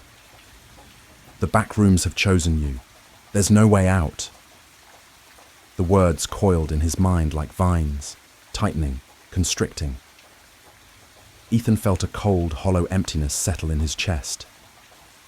No way out.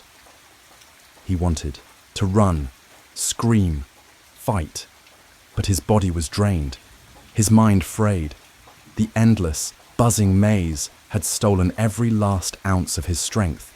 His knees hit the floor, his hands shaking as they pressed into the dirty, stained carpet. He tried to hold onto some fragile shred of hope, some desperate belief that he could still escape. But deep down, he knew. There was no escape. The back rooms stretched on forever, a never-ending labyrinth of flickering lights and peeling yellow walls. The thing in the armchair chuckled, the sound curling through the air like an echo from the abyss. A cruel, mocking joy. "Welcome home, Ethan," it whispered. The lights flickered. Shadows stretched and slithered along the walls. The darkness reached for him, swallowing the last remnants of his sanity. He was home. Ethan never spoke about what happened in the back rooms. He tried to convince himself it was just a dream, a trick of exhaustion, a hallucination brought on by stress, dehydration, maybe even a fever. But deep down, he knew it had been real. The endless yellow corridors, the fluorescent hum that never stopped, the impossible presence hunting, him through every turn, every dead end. The way the air itself had felt alive, he had escaped, somehow.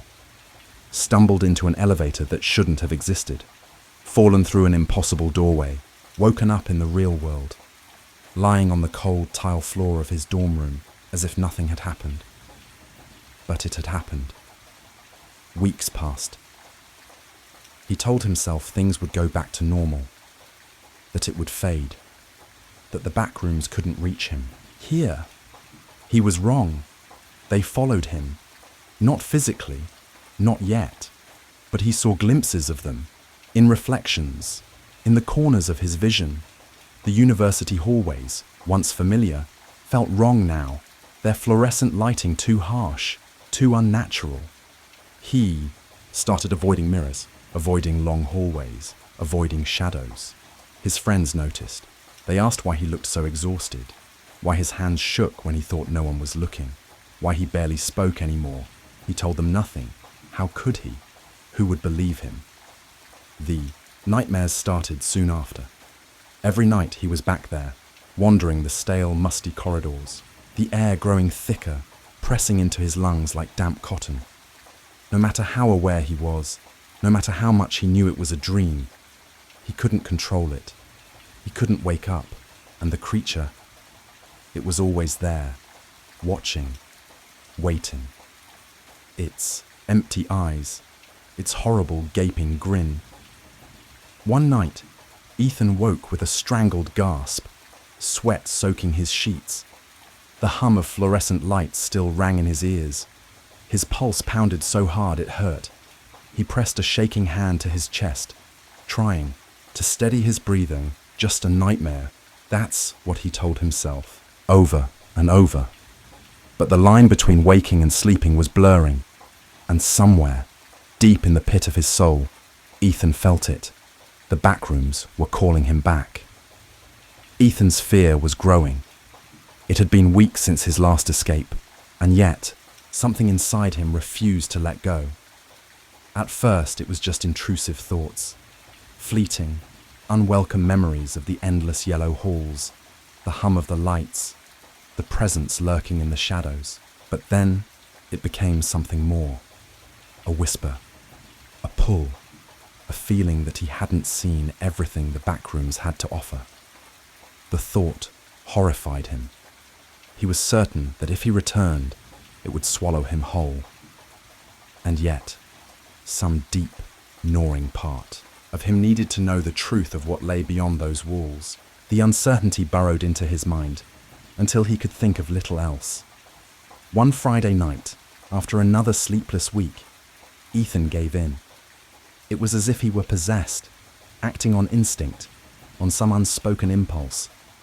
He didn't remember deciding to go back, not really.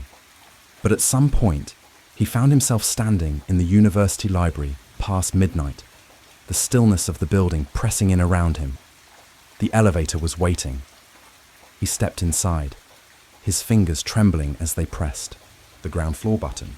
The doors closed with a soft chime. The elevator began its descent. This time, there was no jolt, no flickering of lights, no sudden lurch that made his stomach drop. The elevator slid smoothly to the ground floor, and the doors opened to reveal the university lobby. Ethan let out a shaky laugh. He'd been foolish, stupid even. As if the back rooms could be summoned by something as simple as riding an elevator. He exhaled, relief flooding through him, his body sagging as the tension left his shoulders. He had been. His breath caught in his throat. Something was wrong. The lobby looked off. The lights were dimmer. The walls, once a crisp white, now had a sickly yellow tint, and the air, thick, damp, laced with an odor that made his stomach turn. A cold wave of nausea washed over him as he turned, dread blooming in his chest. The elevator doors were still open, but the lobby beyond them was gone. In its place was something all too familiar. Yellowed wallpaper, stale carpeted floors, fluorescent lights humming in an endless monotonous drone. The back rooms. Ethan swallowed hard. He was back. He forced himself to stay calm. Don't panic. Think. He had escaped once before. He could do it again. He just had to map out a path, keep track of his turns, and find a way out before he stopped. Something was different this time. The air was heavier. The walls felt closer. The stench of mildew was stronger, tinged with something metallic. And the buzzing, the ever-present hum of the lights, was louder now, grating against his skull, like static scraping against his brain. He moved carefully, taking slow, measured steps, cataloguing every detail he could. But the back rooms weren't the same as before. They were shifting. Each turn led somewhere new. Each hallway stretched in ways that didn't make sense. It was as if the maze itself was alive. And then, footsteps. Ethan froze. A slow, deliberate shuffle echoed down the corridor. His blood ran cold. He knew that sound. He turned his head, just enough to glimpse movement at the edge of his vision. A grotesque, elongated shape rounding the corner, its limbs moving in jerking, unnatural motions. It had found him. Don't run. But his body betrayed him. His feet pounded against the carpet as he sprinted through the corridors, heart hammering, lungs burning. The footsteps behind him quickened, matching his pace.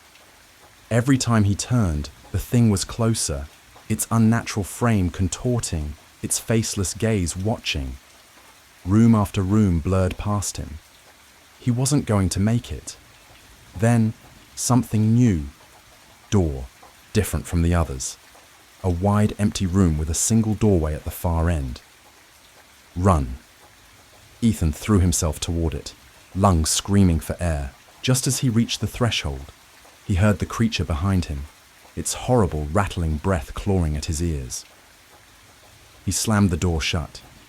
Silence. For the first time since he had arrived, the oppressive buzzing seemed to fade. Ethan pressed, his back against the door, his chest rising and falling in rapid, uneven breaths. The air was still heavy, but different. This room felt untouched, a forgotten place, buried somewhere deep within the maze. And then he saw it. In the center of the room stood a rusted metal door, unlike anything he had ever seen before. A spark of hope ignited in his chest. He moved toward it, his fingers wrapping around the cold handle. With a sharp pull, the door groaned open, revealing a dark, narrow passageway. He didn't hesitate. Ethan stepped inside. The door closed behind him with a heavy thud. The air grew colder. The walls pressed inward, the space narrowing until he could barely fit through. He squeezed forward, hands brushing against rough, uneven surfaces. And then he noticed something strange, something terribly strange. The buzzing of the fluorescent lights was gone. In its place, an eerie silence stretched into the void, broken only by the faint drip of water echoing somewhere in the distance. Ethan kept moving, his breath shallow, his heartbeat a frantic rhythm in his ears. The passage twisted and turned in unpredictable ways, narrowing in places, opening in others.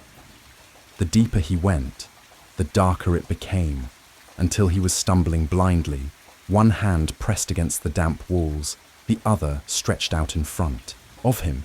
His sense of direction was gone. He was deep within the back rooms now, deeper than he'd ever been before. This place felt different, hidden.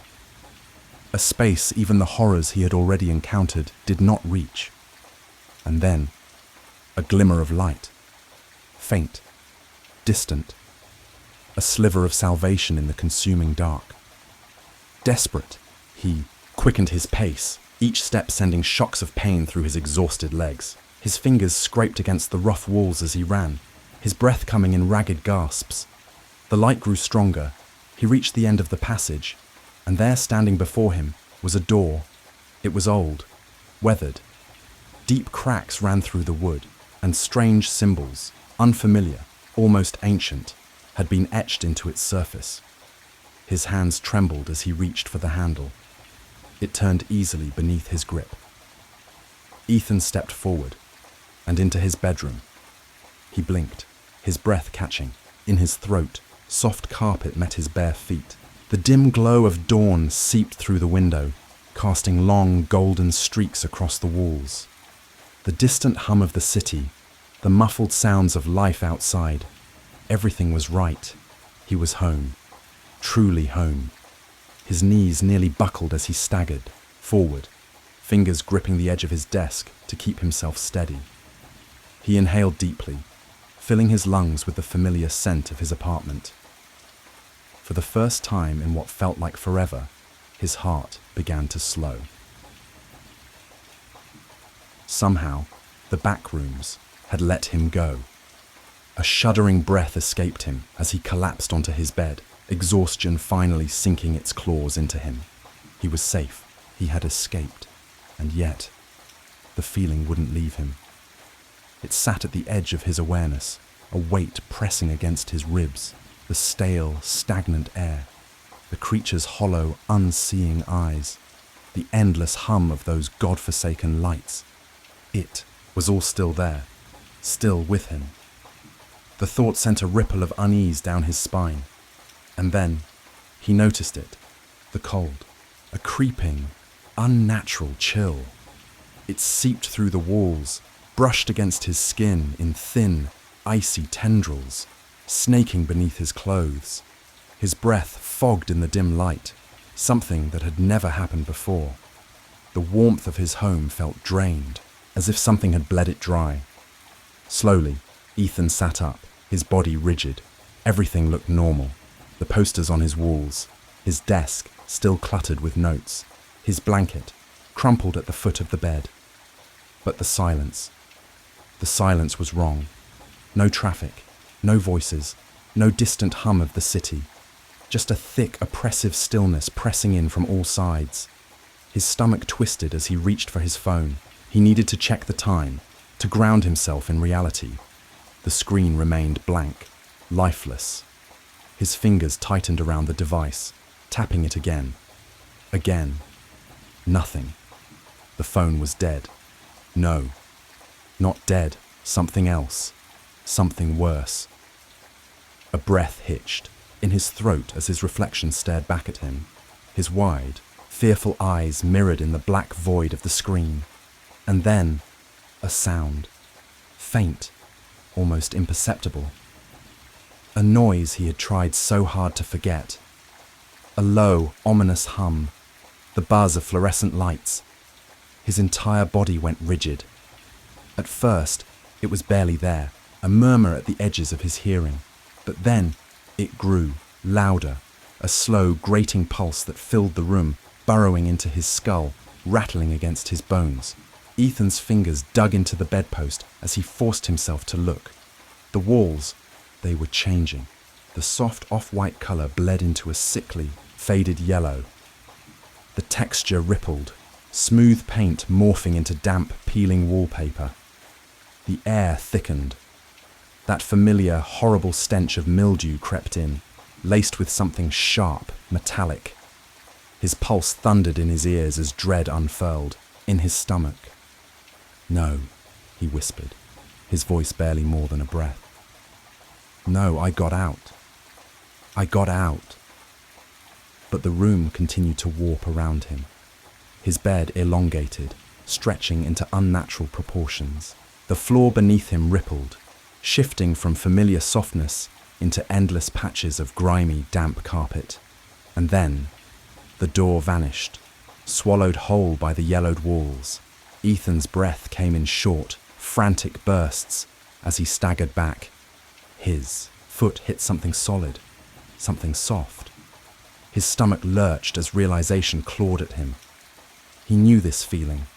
Slowly, with a mounting, suffocating horror, he turned. The backrooms had found him again.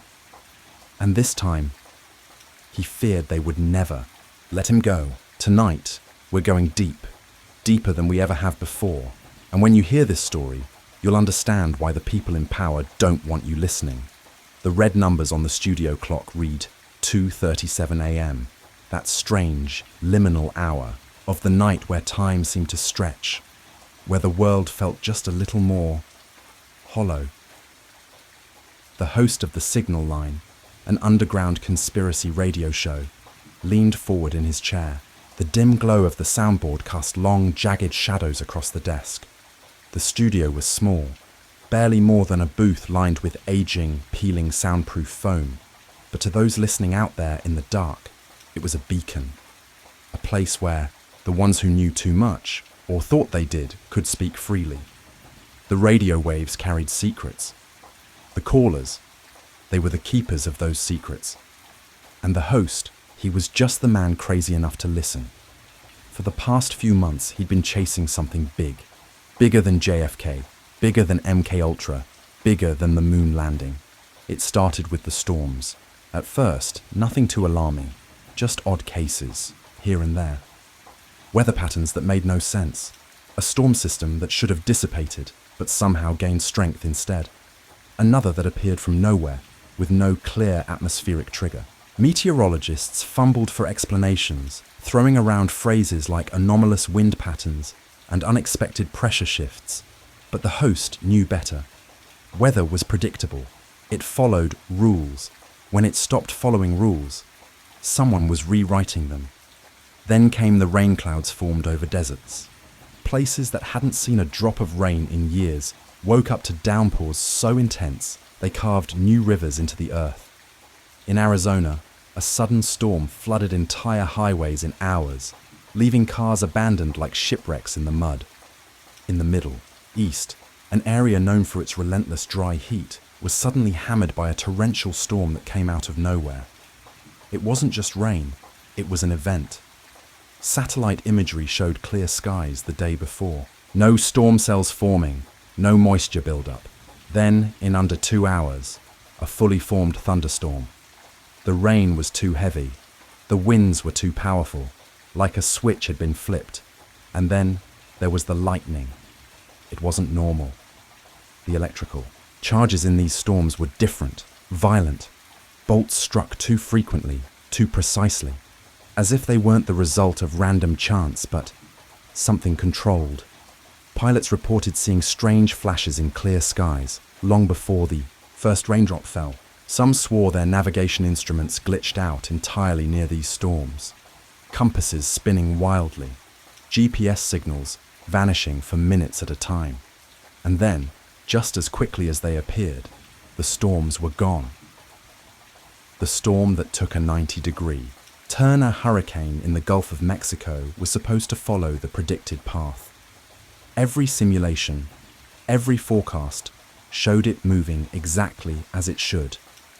Then, without warning, it turned. Not a gradual curve, not a natural shift in pressure. Sharp 90-degree turn. Meteorologists scrambled for explanations. The numbers didn't add up. Nothing in atmospheric science could explain it. People dismissed it as a freak event. Then it happened again. Another hurricane. Another impossible turn. This time, it shifted away from land at the last second, almost as if something grabbed it and redirected it. And then came the droughts regions that should have been seeing rainfall suddenly dried up. Farmers watched their crops die overnight. The soil cracked as if it hadn't been watered in months. And the worst part? The areas hit the hardest were closest to government testing zones. Declassified documents hinted at weather control experiments, projects, dating back decades, cloud seeding, atmospheric interference. But this wasn't just an experiment. This was control. The host exhaled slowly, staring at the blinking call-in light on his console. Someone was waiting to speak. He cracked. His knuckles leaned into the mic and whispered, "Tell me what you know." The heat was relentless. Blazing temperatures scorched crops, dried up rivers, and forced people indoors. It made no sense. Every forecast pointed to normal seasonal weather. And then, without warning, it snowed. A full blizzard. In the middle of a drought. Weather systems didn't work like that. People in town reported a strange humming in the air before the cold front arrived. Some said the clouds looked artificial, their movement too precise, too controlled. Others swore they saw flashes of blue light streak across the sky just before the temperature plummeted. No one had an explanation. The news barely covered it. Just another anomaly. But the host of the signal line saw the pattern. The same unnatural shifts repeating in different places, different forms. Rain where there should be drought, drought where there should be rain. Sudden shifts that left meteorologists grasping for answers. The storms weren't just appearing, they were being placed. The name that kept appearing. The deeper the host dug, the clearer it became. Someone, somewhere, was controlling the weather. That's when he stumbled upon a name. Wilhelm Reich. It kept surfacing in old, declassified documents, half-erased reports riddled with blacked-out lines, more censorship than text, whispers in the margins of history, buried experiments, scrubbed archives. Who was he?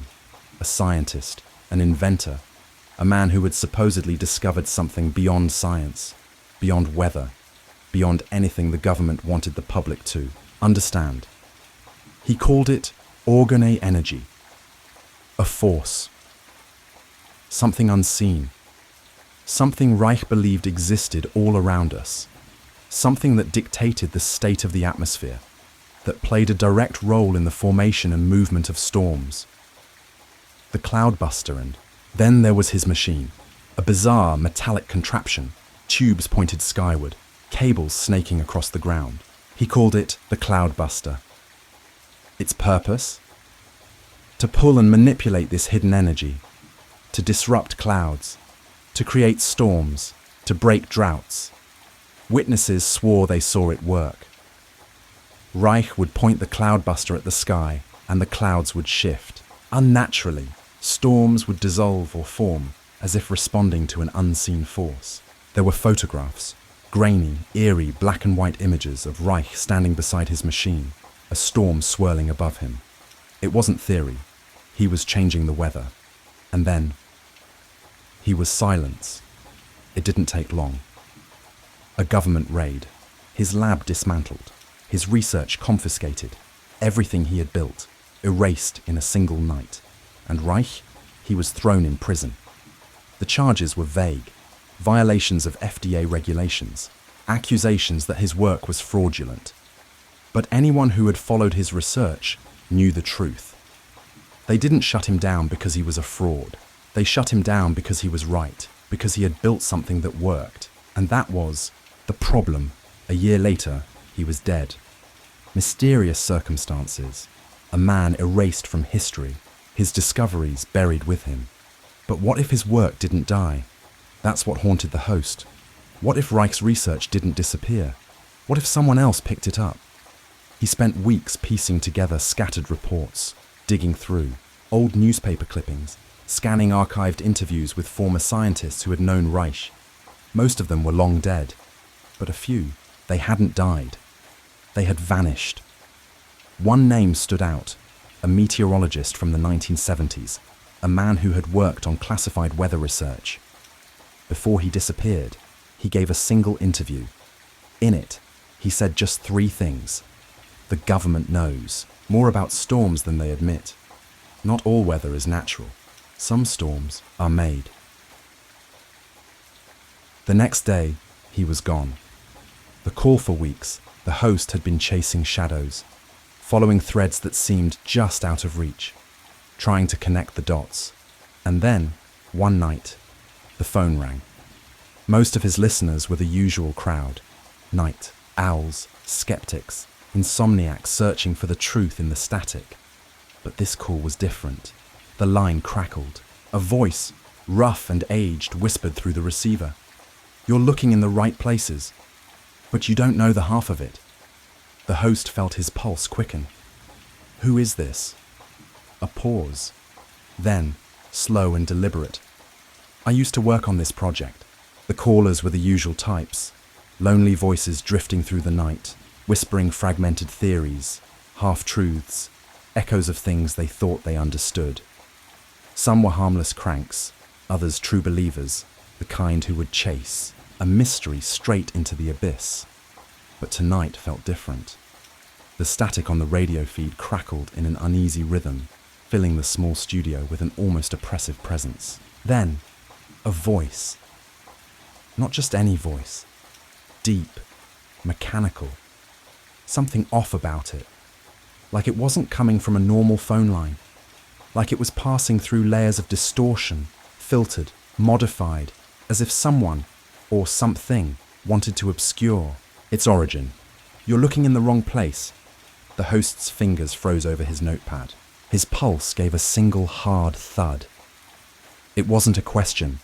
It wasn't a theory. It was a statement. He sat up, tightening his grip on the microphone. And who exactly am I speaking to? Silence. A long, empty pause stretched across the airwaves, but underneath it, something hummed. Not white noise, not static. It was deeper, like the buzz of an old telephone wire. Or maybe something else, something his brain couldn't quite process. Think bigger, the caller said. Their voice was devoid of emotion, no hesitation, no uncertainty, like they were reading from something already written, or like they had known this truth for a long, long time. The host swallowed hard. Bigger than what? Reich was a scientist, the voice continued. But his project, his research, didn't stop when he died. A cold prickle ran down the host's spine. The way the caller said it, it didn't stop, as if something had picked up where Reich left off. His mind scrambled to keep up. Where? He asked, his throat suddenly dry. Silence. Then, finally. You're looking for the old facilities. A pause. That's a mistake. The host clenched his pen so tightly his knuckles turned white. He had spent months chasing this. Digging, through classified records, following whispers in forgotten archives, trying to piece together what the government had taken. He had always assumed Reich's lab was hidden away, abandoned, lost to time. But now, this caller, whoever they were, was telling him he had been wrong. Then where should I be looking? Nothing, just dead air. For a moment, he thought the caller had hung up. Then, in a tone so precise, it sent a shiver through him. West. The single word landed like a weight in his chest. The caller continued, their voice still disturbingly flat. High altitudes. Government clearance zones. Think about it. What do you think those unmapped facilities are really for? A sharp click, and just like that, the line went dead. No number, no trace, just silence. The host sat there, the weight of the moment pressing down on him. His mind raced. West, high altitudes, government clearance zones. His breath was unsteady as he reached for his maps, his notes, his research. It had never occurred to him before. He had been searching for ruins, for abandoned structures, for the past. But what if the work had never stopped? What if someone had continued it? Not in the forgotten corridors of Reich's lab, not in dusty storage rooms, filled with old files, but somewhere active, somewhere classified, somewhere that didn't officially exist. His fingers hovered over the keyboard. Then a realization struck him. The anomalies, the storms, the strange energy spikes before unnatural lightning strikes. Every single unexplained weather event he had investigated, all of them traced back to the same types of locations: military zones, government research sites, high-altitude facilities. His breath caught. It wasn't Reich's work that had disappeared. It had been absorbed, repurposed, weaponized. The host barely slept that night. His mind spun in a tangled web of research, paranoia, and something deeper, something more primal. Fear.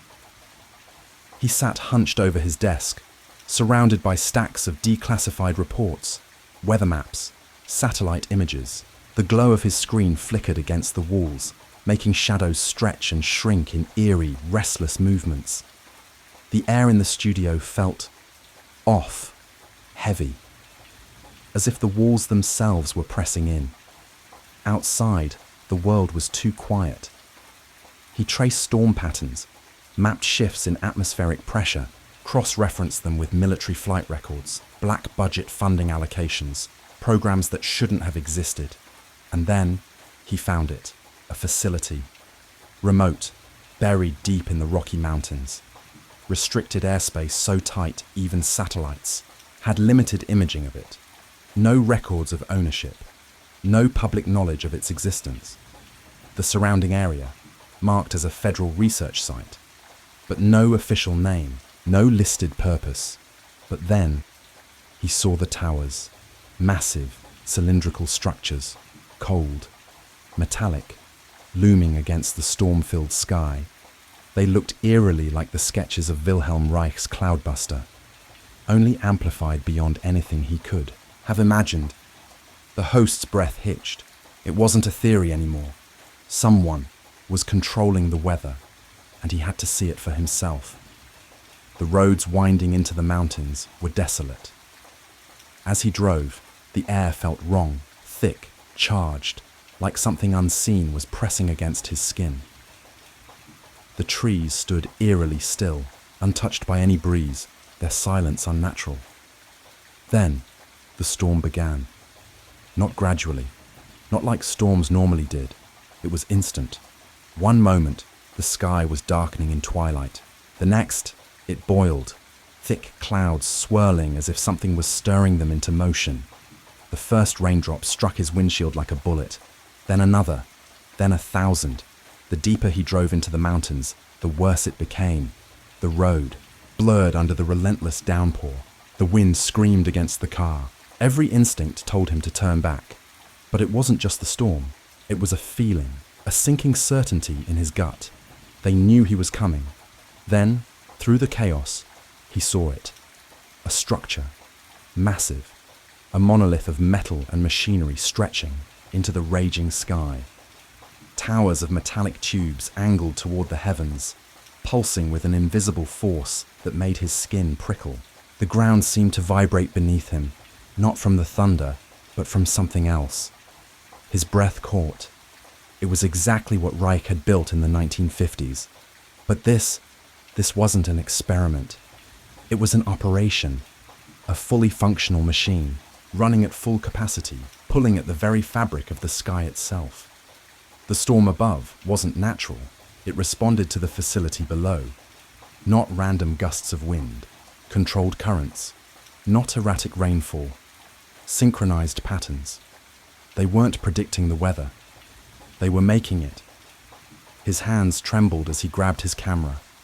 The lens zoomed in on the towers, the facility, the shifting storm. He hit record, his breath unsteady. Then, movement, a black SUV.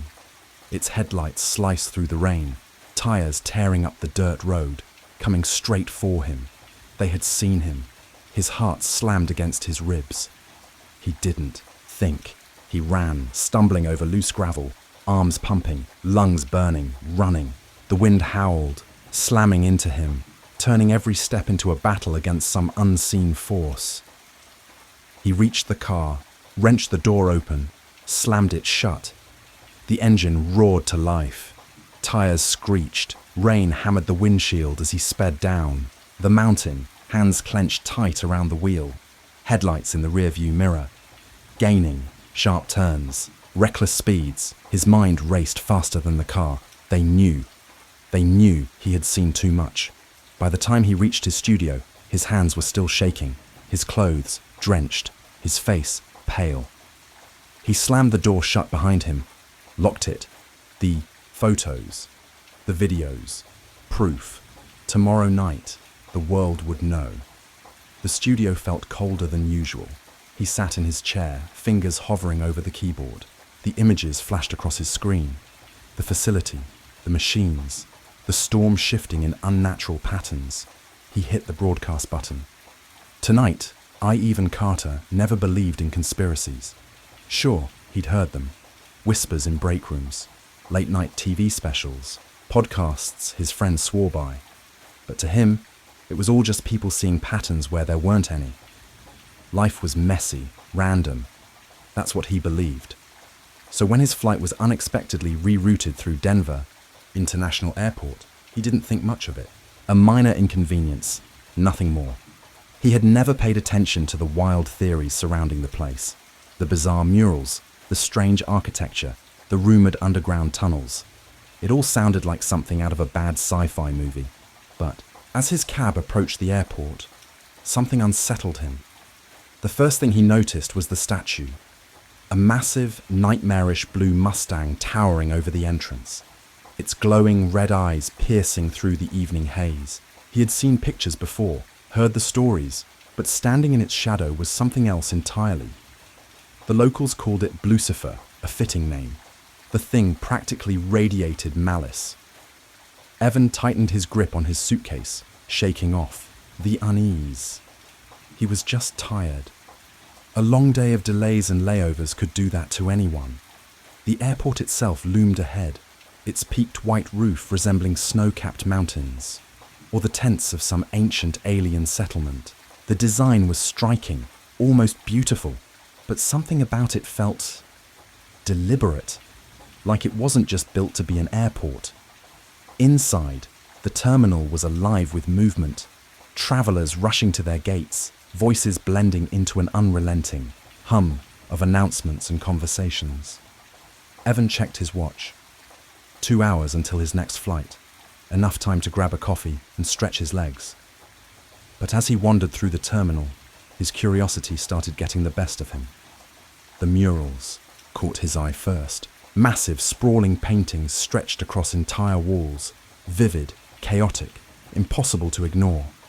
One showed a scene of destruction, fires raging, soldiers in gas masks, children cowering beneath a darkened sky. Yet just feet away, another mural depicted unity, bright rainbows arching over smiling faces, hands reaching out in harmony. The contrast was jarring. What kind of message was the airport trying to send? Evan stepped closer, studying the details. Something felt off. Hidden in the background were strange symbols, tucked into the clouds, carved into the painted mountains. Even the way the figures, shadows fell. It was too precise to be random. Strange, isn't it? The voice startled him. Evan turned to see an older man in a janitor's uniform standing beside him, one hand gripping a mop, the other resting on the handle of his cart. His face was lined with age, but his eyes were sharp, almost amused. "The murals?" Evan asked. The janitor nodded toward the wall. "People think they're just art, but they're more than that. Messages. Some say warnings." Evan let out a nervous chuckle. "Warnings about what?" The janitor shrugged, his expression unreadable. "Depends on who you ask. Some say they're about the end of the world. Others think they're clues to something bigger, something hidden beneath the surface." "Beneath the surface," Evan repeated, raising an eyebrow. The janitor leaned in slightly, lowering his voice. "This place has secrets, kid. You ever hear about the underground tunnels?" Evan smirked, but there was an edge to it. "You mean the baggage tunnels?" The janitor smiled faintly. "Baggage, sure. But those tunnels go on for miles. Some say they connect to bases deep in the mountains. Others think they're bunkers for the elite, just in case things go south." Evan shook his head. "You really believe all that?" The janitor didn't answer right away. Instead, he tapped his mop handle against the tile. The sound echoed, hollow and unnatural. Evan's stomach twisted slightly. Was it just the acoustics? Or was there really something underneath them? He glanced back at the mural, the symbols, the shadows. For the first time, he wondered if maybe, just maybe, the theories weren't as crazy as he thought. Evan stared at the janitor, unsure whether the man was serious or just messing with him. But something in his tone, something in his eyes, made him hesitate. Before he could respond, the old man straightened, gave him a knowing nod. and pushed his cart down the hallway, whistling a slow, eerie tune that echoed through the vast terminal. Evan shook his head. Just local folklore, he told himself. A place like this was bound to inspire weird stories. But as he turned away, an uneasy feeling coiled in his gut, refusing to let go. As he walked, he started noticing things he hadn't before. The gargoyle sculptures perched near baggage claim, grinning, down at travelers like silent sentinels. The way certain hallways seemed to curve ever so slightly, guiding him without his intention. And then there were the symbols. They were everywhere, etched into the floor tiles, subtly carved into the walls, woven into the patterns of the carpeting. They weren't immediately noticeable, but once he saw them, he couldn't stop seeing them. Some were geometric, others more abstract, but they all seemed to share a language, one he didn't understand but couldn't ignore. With over an hour left before his flight, Evan found himself wandering deeper into the airport, drawn forward by something he couldn't name. The lively main terminal faded behind him, replaced by quieter corridors, where the light seemed dimmer, the floors scuffed, the air heavier. Something had changed. At first, he brushed it off. Airports were massive, easy to get lost in. Maybe this was just an older section, less travelled. But the further he walked, the more the energy shifted. It wasn't just quiet, it was empty, completely, unnaturally empty. No distant voices, no rolling suitcases, no footsteps. He wasn't sure when exactly it hit him, but at some point he realised this part of the airport felt abandoned. That's when he saw it. At the end of a dimly lit corridor, tucked between two maintenance doors, was another door, unmarked, slightly ajar. The fluorescent light above it buzzed faintly, casting a weak, flickering glow. The door didn't belong, not here, not like this. Out in the open yet somehow hidden, as if waiting for someone to notice it.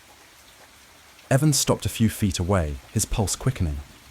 His logical mind screamed at him to turn back. This wasn't his business. It was probably a storage closet or a restricted access area. But something about it gnawed at him, a whisper of a challenge. He glanced around. No security cameras, no staff, no signs warning him to keep out. The hallway was too still, too devoid of life. Evan stepped forward. His sneakers squeaked against the tile as he pushed the door open, wincing as the hinges groaned. Beyond it, a narrow stairwell spiraled downward. The air changed immediately, colder, damp, carrying a faint metallic tang that clung to the back of his throat. The fluorescent light above flickered erratically, casting jagged shadows along the walls. Somewhere in the distance, a low hum vibrated through the concrete. Machinery, running, deep beneath the airport. His breath came shallow. Every step he took down that stairwell felt heavier than the last. The sound wasn't just noise anymore. It was a pulse, a rhythm thrumming in Evan's chest like a second heartbeat. Hypnotic in a way, pulling him forward, even as every rational part of him screamed to turn back. At the bottom of the stairs, he stepped into a long, sterile corridor. The walls were stark, made of cold concrete and reinforced steel. The air was even cooler down here, and the hum he'd heard earlier was louder now, a steady, almost alive thrum that sent a faint vibration through the floor. Evan glanced over, his shoulder, a deep unease prickling at his spine.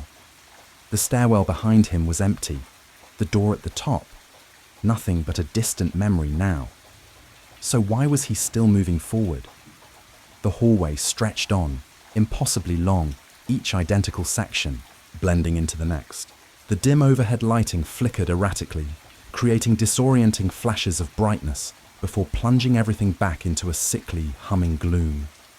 His footsteps echoed unnaturally, the sound bouncing and amplifying like something unseen, was walking just behind him. The walls were lined with doors, each one bare, no labels, no signs, just smooth metal that reflected the flickering lights in broken, jagged patterns. He told himself it was just some restricted maintenance area, nothing sinister, nothing worth worrying about. But every door he passed gnawed at him. What was behind them? What were they hiding? Then he saw it. One door, different from the rest. It was heavier, the metal darker, and covered in intricate markings, symbols etched so deeply they looked like scars. Strange, geometric, disturbingly familiar. His stomach turned. He'd seen them before, in the murals, in the floor tiles. Symbols he'd dismissed as abstract design choices upstairs. But now they felt like something else entirely. Something deliberate, something wrong. His fingers hovered over the handle, his breath shallow. Then he heard it. Voices, muffled but distinct, on the other side of the door. They weren't casual. They spoke in low, deliberate tones, the cadence controlled, too precise, too measured. A weight settled in his chest, pressing against his ribs. Every instinct screamed at him to walk away, to turn around, to pretend he'd never seen this place. But it was too late for that, wasn't it? The pull was too strong. Swallowing hard, Evan wrapped his fingers around the handle. He turned it. It was smooth. Too smooth. The door opened with a quiet hiss, releasing a breath of cold, processed air. A sterile light flooded the dim corridor, spilling over him like an uninvited touch. He stepped inside and froze. The room was massive, far larger than he'd expected. Every inch of the walls was covered in monitors. Dozens, maybe hundreds. There, screens glowed in the dimness, displaying an overwhelming flood of information. Maps, blueprints, satellite imagery, weather patterns shifting in real time, surveillance feeds showing locations he didn't recognize, dark roads, empty buildings, crowded airports just like this one. Some screens were filled with lines of code, scrolling too fast to decipher. The air vibrated with a constant mechanical hum. Somewhere, unseen machinery beeped softly, punctuating the silence like a heartbeat. And then he saw them. A group of people stood around a massive circular table in the center of the room. They were dressed in dark suits. Their movements were precise, deliberate, like soldiers, or something worse. Their posture was rigid, their presence imposing. They were studying something. Documents, schematics, things he wasn't meant to see. At the head of the table stood a woman. Her silhouette was sharp, defined, exuding an air of authority that made his breath hitch. She held a thick file in one hand, marked with the same symbols from the door. Her fingers tapped the folder rhythmically, methodically, as she listened to the others speak in hushed, urgent tones.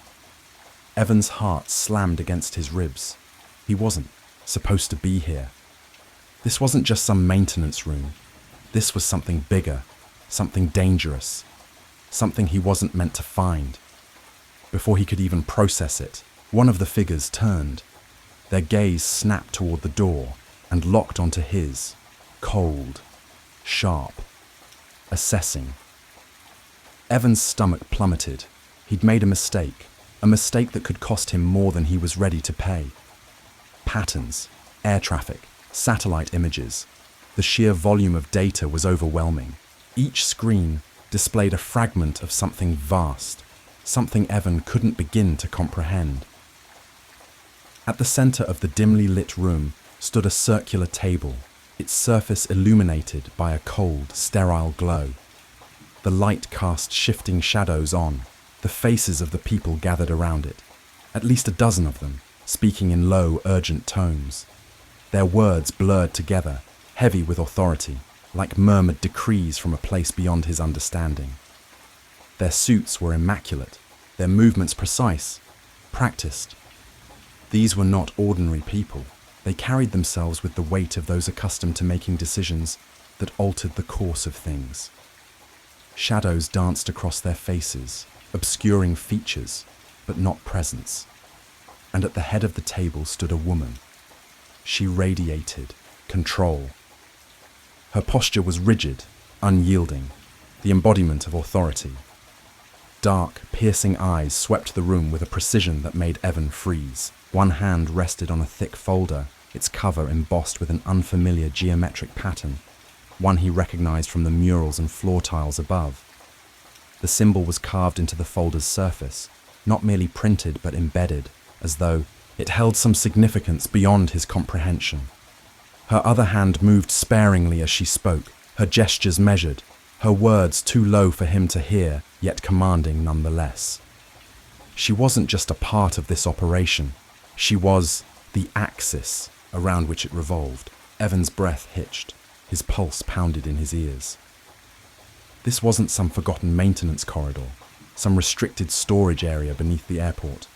This was something else, something that shouldn't exist. He was trespassing in a world he was never meant to see.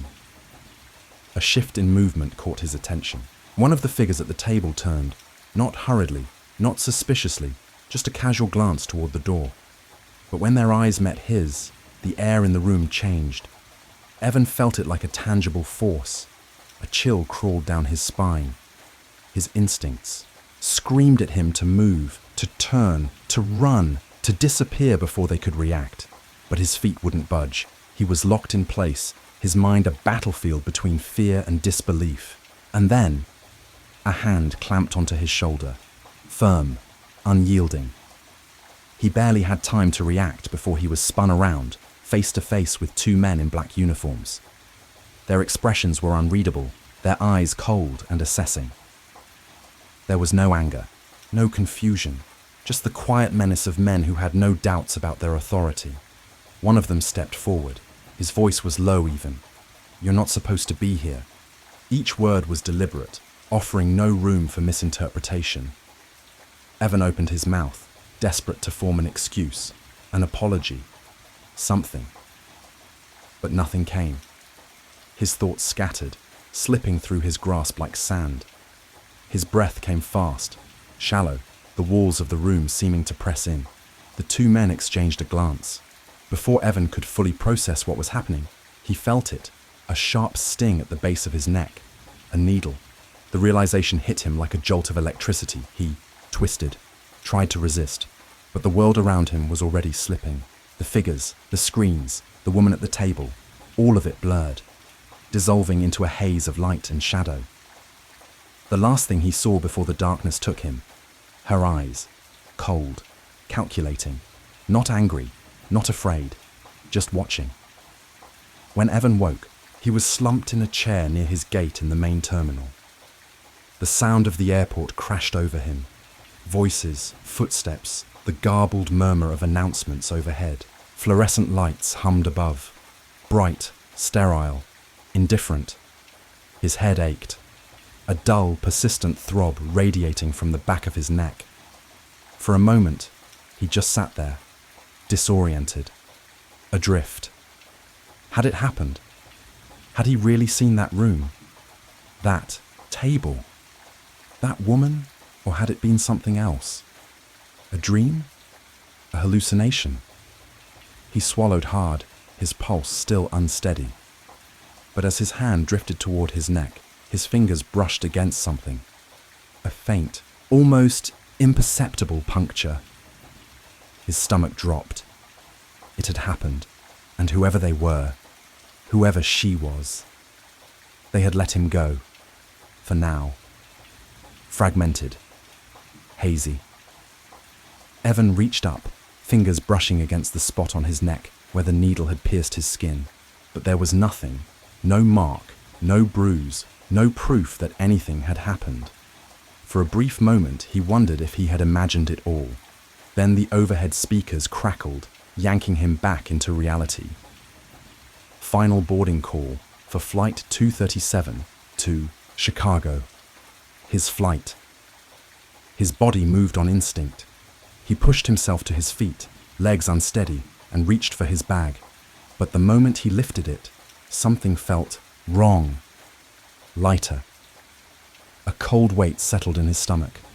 With trembling hands, he unzipped the main compartment and rifled through his belongings. Clothes, passport, wallet. But something was missing. His camera. Gone. Frantically, he checked the side, pocket where he always kept his spare memory cards. Empty. His heart pounded against his ribs. They had taken everything. Any proof he might have had of what he saw, gone without a trace.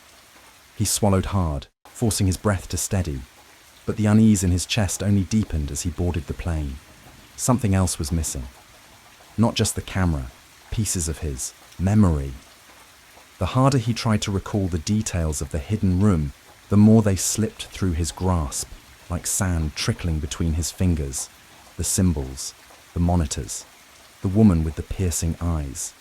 They hovered at the edge of his mind, just out of reach, fragments of a dream he couldn't quite wake from. Evan left Denver that night, but the airport never left him. The experience embedded itself deep within him, a splinter in his mind, impossible to ignore, yet equally impossible to fully grasp. He tried to tell people, friends, colleagues, anyone who would listen. He spoke about the room, the strange gathering, the eerie certainty that he had witnessed something he was never meant to see. But every time the words left his mouth, they felt absurd. And the responses were always the same: raised eyebrows, skeptical smirks, polite nods that masked quiet disbelief. The worst part wasn't their doubt. It was the way they looked at him afterward, like he was unraveling, like he was the kind of person who saw patterns in static, meaning in coincidence. So eventually, he stopped talking about it. He buried the memories, convinced himself it was easier that way. But the past has a way of lingering. Years later, a stray news article about Denver International Airport would send his heart into his throat. A casual conversation about its eerie murals would tighten the knot in his chest. A fleeting glimpse of its white, tent-like roof in a passing photograph would set his nerves on edge. The symbols, the murals, the room beneath the surface. They haunted him, lurking in the periphery of his thoughts like a puzzle he could never solve. Evan avoided flying through Denver whenever possible, but it never felt far enough. Because no matter how much distance he put between himself and that night, the same question gnawed at the edges of his mind. What had he seen beneath the airport? And how far would someone go to ensure he never found out?